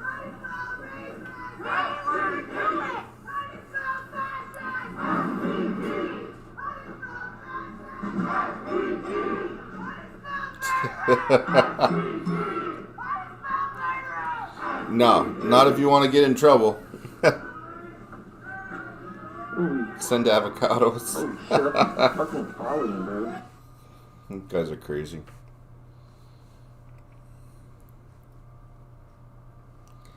Yeah, no, Easter Bunny's still alive. Give me 1 sec, guys. 1 second. They might be pushing. They might be getting ready to push. Ooh, shit, bro. They got all this fucking money for the SPD, bro. I'll keep tripping over this fucking sidewalk every other step. Need to fix the fucking sidewalk. This is bullshit, bro. I stubbed my toe like twice on this march. There's sinkholes in the sidewalks in the city. Yeah, that's hella sus. That's how people die.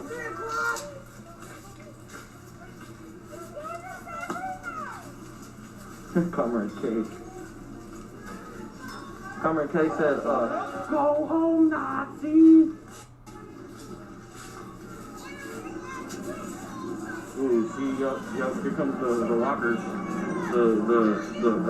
The day walkers. You ready? They're about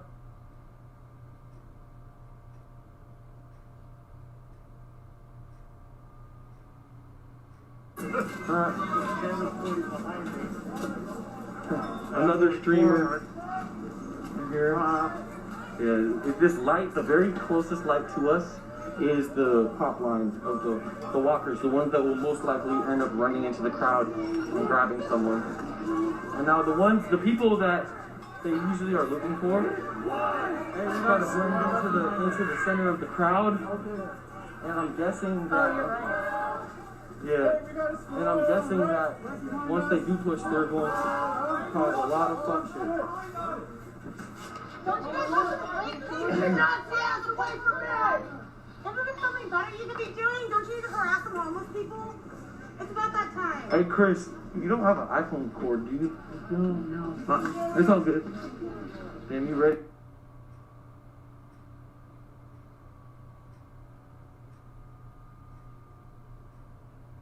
But tonight is a vibe. I already passed some secondhand Mason and security guards.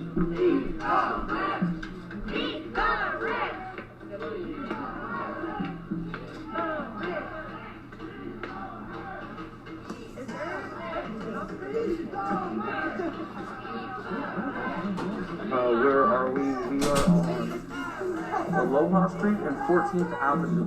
Whenever I volunteer park. The cops are following us. We got scanner updates going or whatever, so it's not like. And I'm guessing with protests like this, there's probably going to be some undercover, so it's not like we're in danger or anything. Where's Morris? Morris was on. No, Morris was on Twitter. Yeah, these guys are looking for somebody. They're definitely looking for somebody. Well, it ain't you. Da, da, da.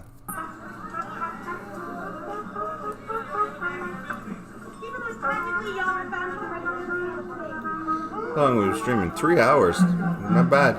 Almost 4 hours. We'll go for another half an hour, guys, and then we'll call it a night. 2000, we in Seattle. Then I can get ready for all my shit tomorrow. I got your crack. I guess Katie's here somewhere. Is that Joe Crack? Confirmed? That's what they're yelling. Joe Crack. I don't know if it's confirmed or not, but my screen is saying Katie's here somewhere.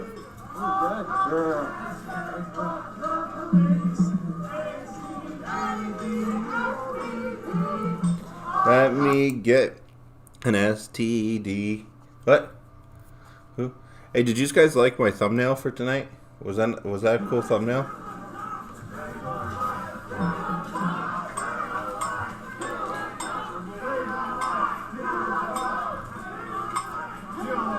There you go.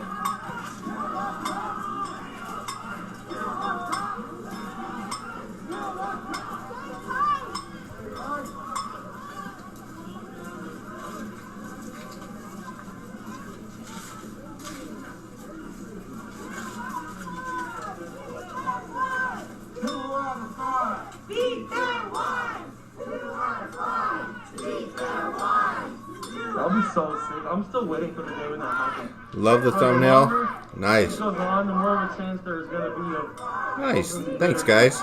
Arresting Katie. That's going to be awesome. Quiet. And then there was silence.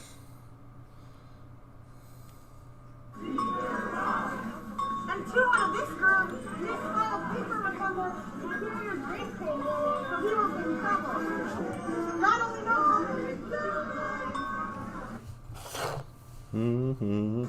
So, Zuckerberg donated $400 million to the elections. Call it 6 hours. Sure. I'm not doing the math in my head, but that's Is that crazy? That much money could put up what? 300 hours at $50 an hour. That's what, $15,000? Yeah. How many fucking homeless people do you think could be housed for that money? How many people could be fed for that money? But do you think? And this is what I've been curious about. Is like these guys are all getting paid all this money to come out here because of the protest, or like how do you? Well, I mean, that's part of the thing. Is like we don't need this many cops doing. Like if this is what they're doing, there is a tank back there. Yeah, no. They just fucking. They want to fucking show off. Oh look, they brought the one from Bellevue over like last month. Fuck off! Turn the lights and the fucking. I'm sure you get that in the camera. Ben. You been out here. Her name? CJTV. CJTV. Yeah. You on Twitter? Twitter, Twitch, Facebook. Oh no, sorry, no, I don't stream. All right, let's break this up a little bit here. You can find it on there as well. Right. Are you good about that? Yeah, I mean. Ever since things changed as much as they have, like let's break this up a bit here. Yeah, got a new show for y'all. Yeah, change it up a bit. It's gonna be a lighthearted show. Yeah, it's gonna be political though. Yeah, but for a start show, we got a sale going. Black Friday sale still going. Yeah, we call it Cyber Monday. Type in discount code. What's the discount code? Just give them a Black Fridays matter. You hear that? Black Fridays matter. I was gonna call it White Fridays, but it was too triggered. You get 25% off, you'll be supporting fellow conservatives. Hey, let's start the show. It's just made. We won't play the whole thing. It's 10 minutes, so. Football and college football, the Vanderbilt Commodores, they just, man, let me show you the tape.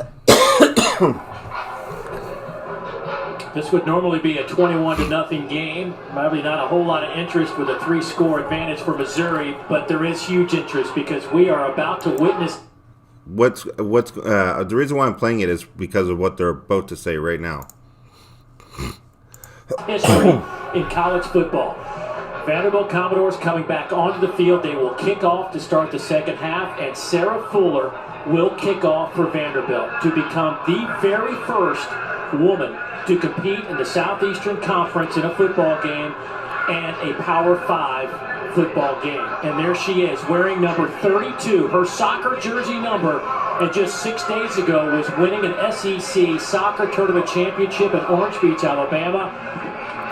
And wouldn't you know it, history is on the field in Columbia, Missouri, as Sarah Fuller is about to put her right foot into a football, speaking volumes to women around the world. Awesome. Well, you can hear the crowd, everybody. I just got a question. I got one question. Does she get slapped on the ass as everybody's walking out? Does the coach slap her on the ass? And if so, is it sexual harassment? Put that in the comments. I understand what's happening right now. This is pretty cool moment.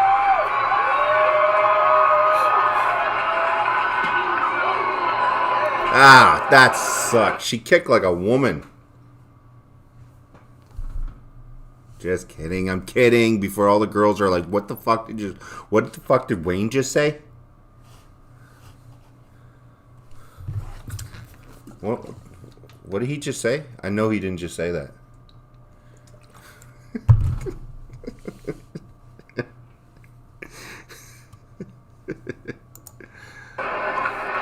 And the kick down at the 35-yard line. It's the first time I'm actually looking at a football player's butt. I feel grossed out. It almost reminds me of that scary movie where that guy had the girl wear his football helmet. You remember that? Anyways. Sarah Fuller. And her name is Fuller. I give up on 2020. I give up on 2020.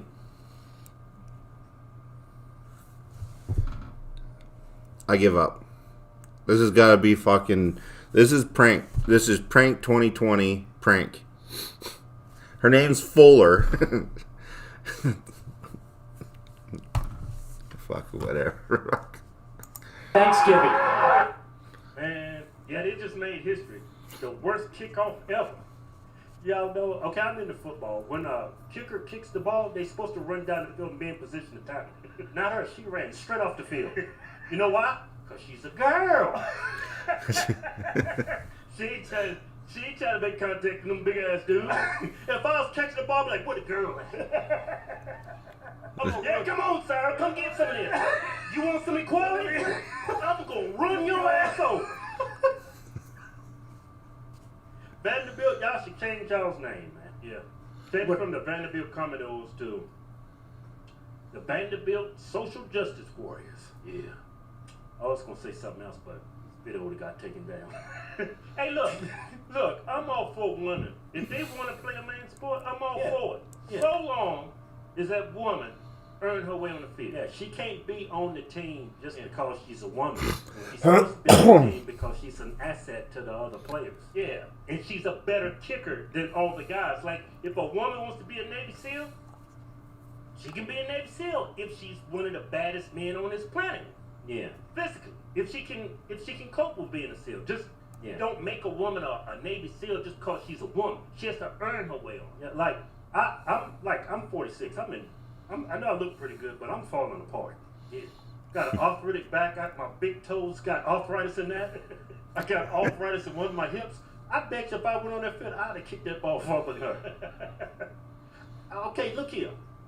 That's that position she on the team as a kicker. That's typically the weakest non-athletic dude on the team. That's always the kicker. You're just gifted physically when it comes to kicking the ball. Yeah. So, I mean, I want to see Sarah play a real position. You know what I'm saying? Won't y'all make her the running back, hand it off to her? I want to see how Sarah hits the hole, make a cut. Yeah, I want to see her make a cut, make somebody miss. I want to see her run somebody over. Matter of fact, I want to see Sarah receive a kickoff. I want to see Sarah high-stepping in the end zone, like Deion Sanders. I want to see that. Yeah, I want to see Sarah's middle linebacker. See that running back coming through the hole? Bam! I want to see Sarah take him down. Sarah takes him down, sends him to the hospital. You know what's going to happen? Sarah's never going to be in a position to have kids again. That's what's going to happen. Yeah, she's going to get physically hurt. I mean, if I was in the stands and I saw Sarah run on the field and I didn't know what was going on, I'm like, damn, that boy got some childbearing hips on him. That boy's got a nice ass on him. I'm not a homosexual. He's about to say the wrong thing. Anyways, let's get back to the other thing. Let's get back. We'll play this another. I'm not into what they're saying there tonight. Capitol Hill, Seattle, Washington, guys. This was kind of put together to commemorate the 6-month anniversary of George Floyd and the 21st anniversary of the WTO riots down in Seattle here. If you remember the World Trade Organization riots, they were a huge deal down in Seattle, 21 years ago. Like I was telling the gentleman back here, I fully remember. What is that noise?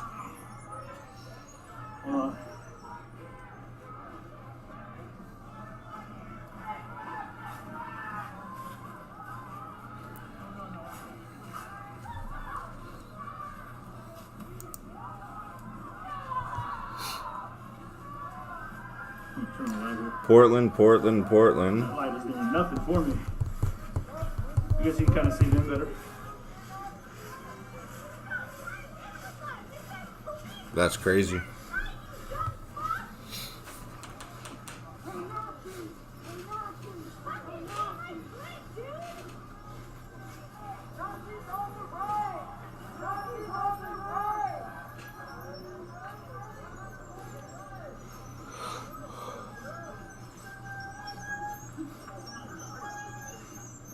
Blade, no problem. Like I said, we're going to be done in about 15 minutes anyways. I'm going to be packing it up for the night anyways. I mainly just wanted to really get that video out to you guys. Do you guys still have the Canadian Football League? I can't even answer that. I don't know with everything that's going on. I'm not sure. Someone's bike or something is going crazy. Wow. Yeah, you guys have been awesome tonight. You guys have been supportive in every way. Who said they love Pink Floyd? I'm with you on that one. Oh, it froze up for a minute. You guys are, like, it's just absolutely awesome. I know that YouTube is basically hiding my channel based on the fact that of some of the stuff that we talk about. But it is what it is. Not much I can do about that. It is what it is.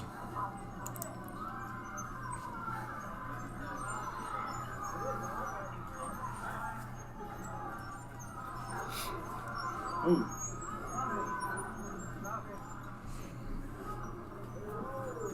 Well, I thought that was police dogs, but... Yeah, I don't know what that noise is. Yeah, hide your wife, hide your kids, hide your channel. Yeah.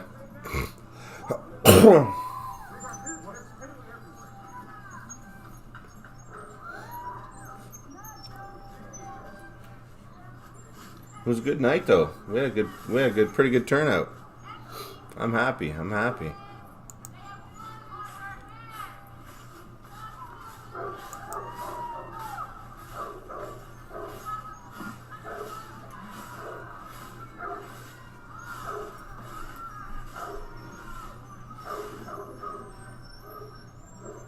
Keith, absolutely. Bless you, Wayne. Thank you very much, Haley. You're awesome. Yeah, no, I think that everybody should be able to speak their mind. Whether doesn't matter who you are or what your beliefs are. I think everybody should have the chance to be heard, provided they're being respectful. That's the only thing I care about. I don't care if you're left, right, up, down, whatever. Just be respectful and say your piece. That's it. It's the people that get disrespectful. I'm not really into that. Yeah, you heard that dog too? It freaked me out as well. First time ever an ad popped up midstream here. Oh, nice.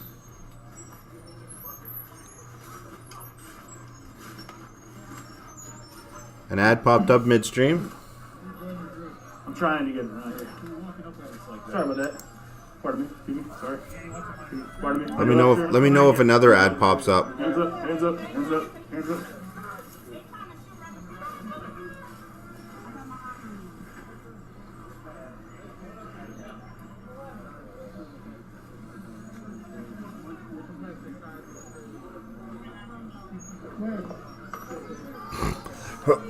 Did another one just pop up?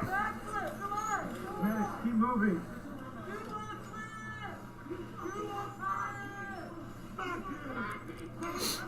Just had one? Well, that's good that button works, because I do that.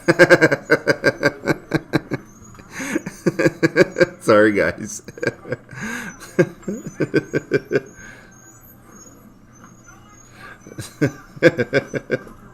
Hey, watch. There's going to be another ad right now. It's a trip.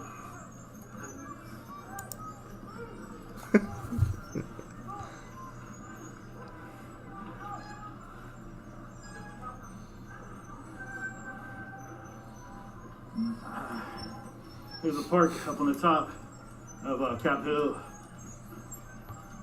No ad?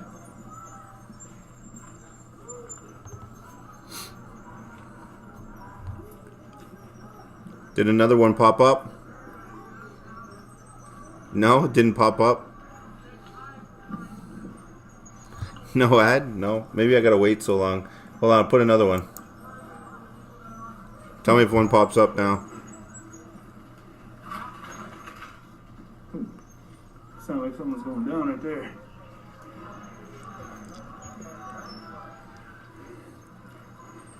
Did another one just pop up? No. Ad, you bastard.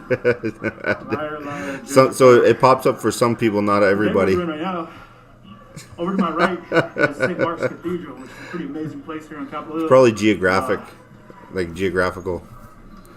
Yeah, I can insert ads while we're going.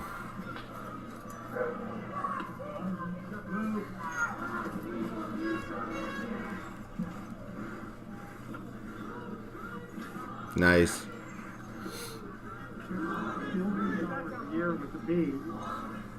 That's good. Oh shit. You're such a Wayne. I was like actually thinking about changing this channel.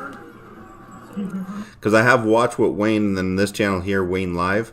I was actually thinking of changing this channel to the Canadian Dick. Because I was a private investigator for so many years.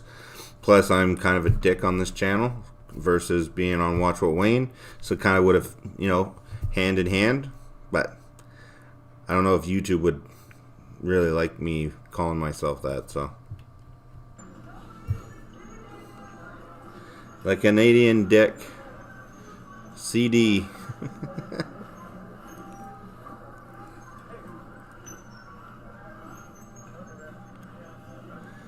Didn't skip. What did I miss? Ad for, oh, nice.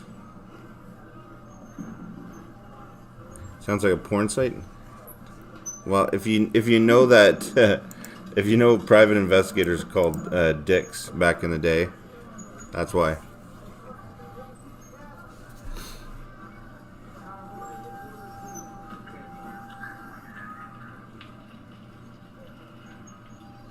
Whining with Wayne. Yeah. Is this me being a dick, softy? Oh no, trust me, I could be a lot more of an asshole than that, trust me. Extreme Patriot, I could be a real big asshole. But again, much like earlier today, it's a super nice neighborhood, very affluent neighborhood. And all the marches and protests that I've been on, haven't seen it come to this neighborhood actually. At Wayne, YouTube paid subscribers get no commercials. I don't know. What do you mean by that? YouTube paid subscribers. Oh, if you pay to YouTube, you get no. Okay, I understand. If this is you being a dick, then you must be a very, very, very loving guy.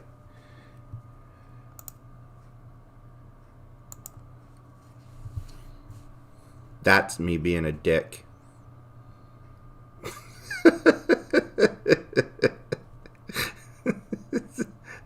How loving am I now? Sorry, I had to. The Canadian Dick has struck again.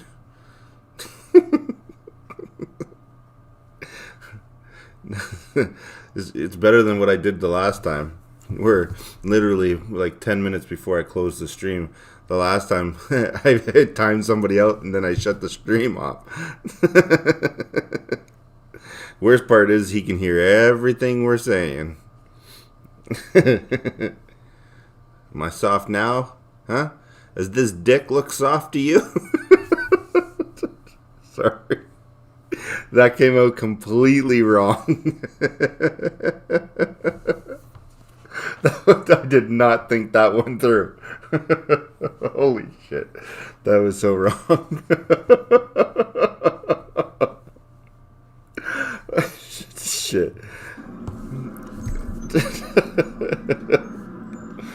Oh man. That totally came out there completely wrong.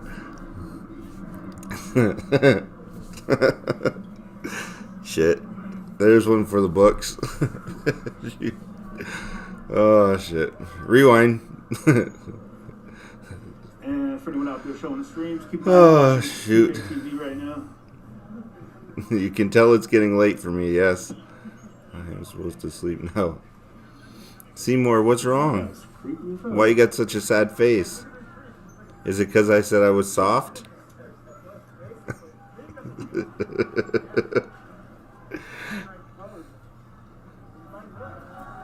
Alright, you know what time it is. It is that time. Boom!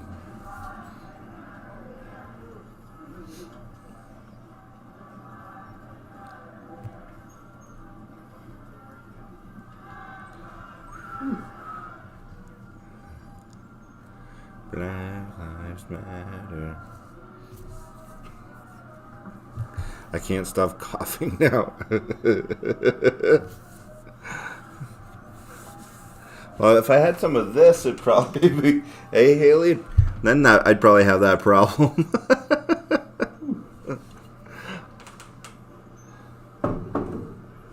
Skip Putin's a skip dad. Protesting Black Friday, but I took the holiday with my family. Oh, man. I let the world do what the world does for a little while, so. It's boom, boom time. Yeah, I was having issues with my Streamlabs, guys. That's the reason you're not seeing the watermark right now, but again, this is CJTV right now. Feel free to share the stream. Share the stream. Share it.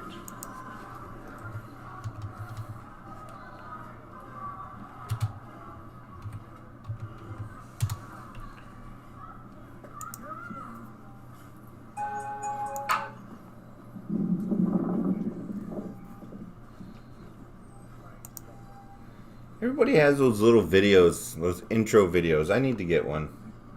I need an intro video.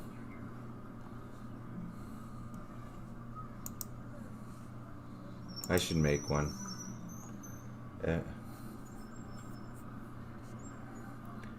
Pay close attention, America. Good evening, Wayne, says Debbie. Just reading these comments. Oh. Moore says, I love you, Haley. Here's Wayne. Oh, yeah.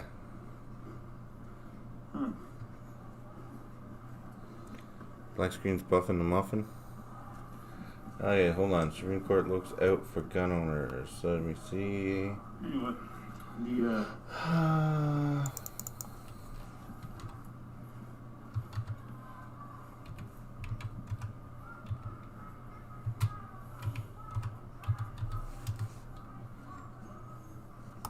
The police are not here for us at any level, and we will hold them accountable whether or not they want to hold themselves accountable. And the way we do that is every time we see them operating in some fucking bullshit, and some thug shit, and some gangbanging shit, because the cops are fucking gangbangers, and if y'all didn't get that memo, they're the fucking roughest, toughest gangs on the fucking planet. They are the gangbangers. We ain't no fucking gangbangers at all. So we put them on blast at all times. At all times. Anytime you see a cop fucking with anybody, Everybody's having a hard time right now. so somebody has a record somewhere of this total fucking injustice. Extreme Patriot laughing. I don't love you anymore. Damn CIA agent.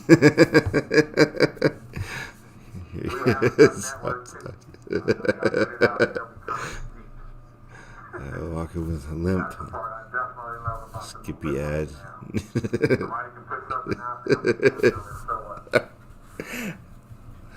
Oh shit.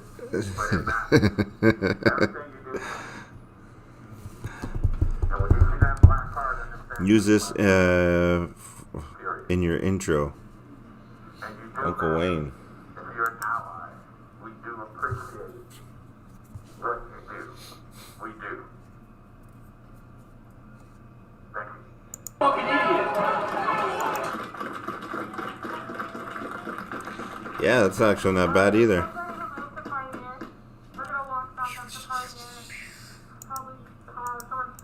Yeah.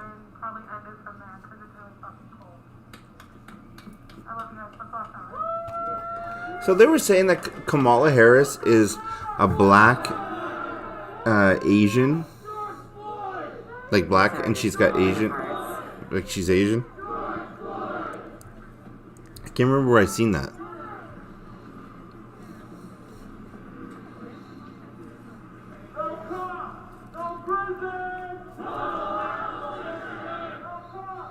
Blasian. Indian Asian. Oh, okay. My desire. Okay, that makes sense.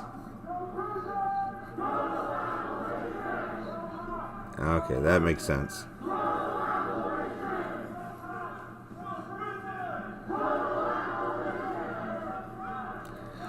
I hear ya. All right. Total Aborigine. I mean,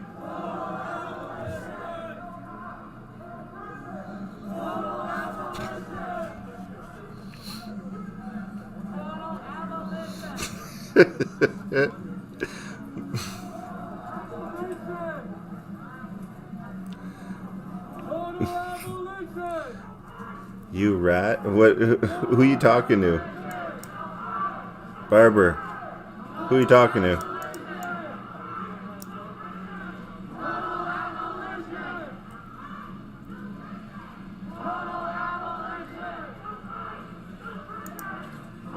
It's Barber. Who she call a rat? Bob N? Bob N? What'd Bob N say? I don't know.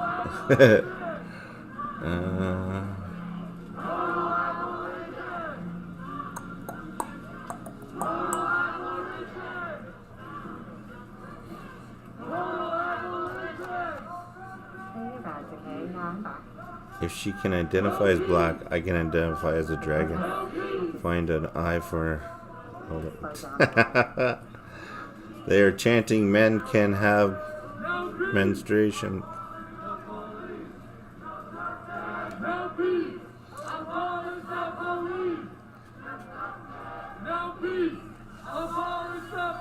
That's sickening. They have no threats to make cops pay in a gangway and burn things. That's true. When he got me on my typing error. Oh, I see. You kind of won? What do you mean? All right. Well, it is definitely that time of the day when I say enough is enough. Guys, you have been absolutely awesome in every single way possible tonight. We have 240 likes, 157 people in here right now. You guys, it's just awesome. I have no words for it. It's just awesome. You guys are always there. I turn on the camera, you guys are there. Just like that. It's awesome. You guys are amazing. I can't thank you guys enough for the support. You guys are great. See, Haley, the O Show, how you doing? You guys are just absolutely amazing. You guys support me in every way possible, and I absolutely love it. You guys are amazing people. I'm just going to check one thing here first. Yeah, there's like, nobody I know is on right now. Like, there's nobody on that I know. Nobody.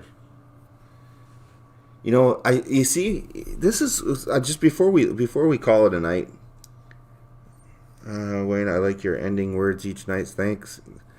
You know what I find really funny is that we just watched, not funny, I don't find it funny at all actually. We just watched that video of them planning the basically the virus and coming up with it and everything. And then you see this here. And you know it had to have taken at least a year to make this, right? Like, let's put this. It had to have taken at least a year for them to make this.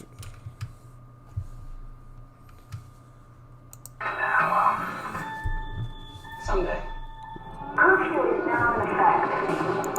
You know what I mean? Like, it had to have taken them at least a year to make that movie. Like, I wasn't going to play the movie there, but like, look at that.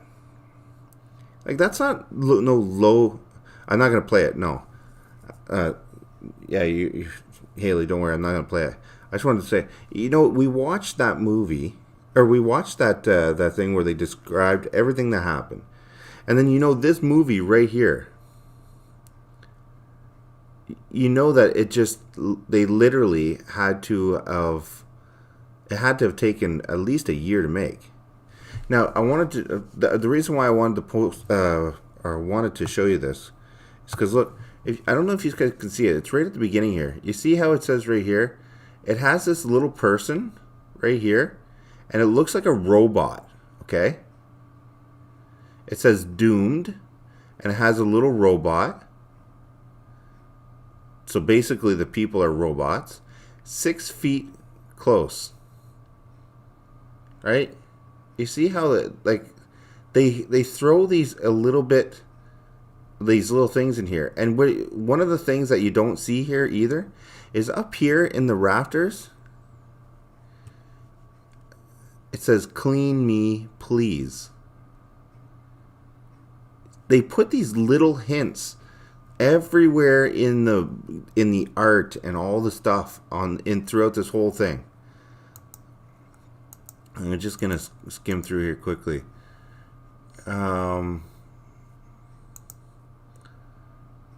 Immune only, restricted area. There was something else. I can't remember where it was exactly.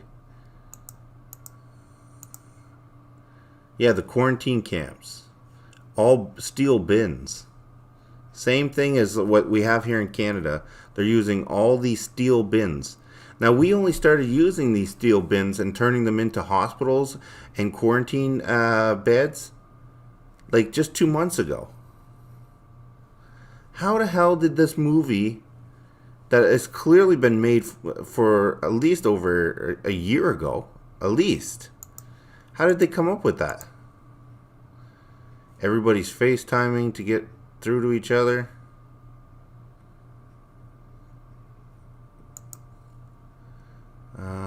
Where was the other thing I seen? Was it here? Military outposts. Can't remember where the other one is.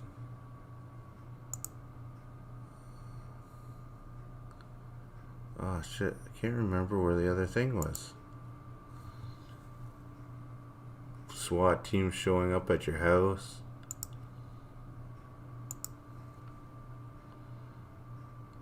Anyways, I'm not gonna go through the whole thing, but anyways, it was just some of the things that it's like somebody was saying that, you know, Hollywood uses predictive programming and stuff like that, and I agree with that.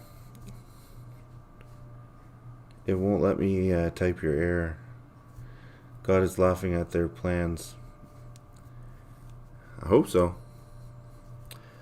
I just need to know, am I gonna make it? Haley? Oh, we're gonna make it. We're definitely gonna make it. Of course we're gonna make it. You know why?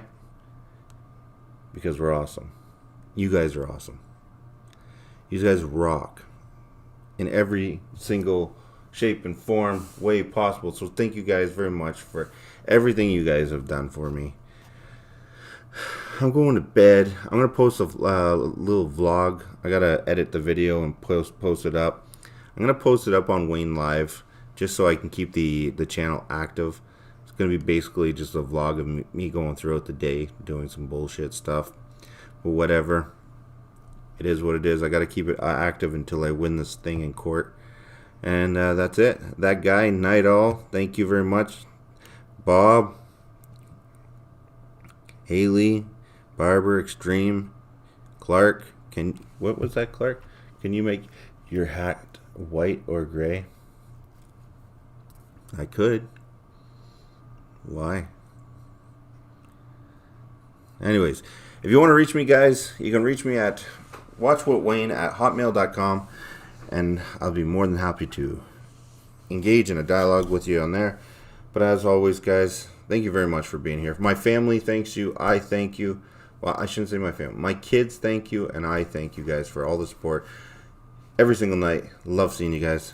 If you haven't hit that subscribe button, hit that subscribe button. See you tomorrow night at 9 p.m. Eastern Standard Time, unless I come on a little early, which I do, so make sure you hit the notification bell. And as I always say, guys, if you can't be good at it. I love you, and be prepared.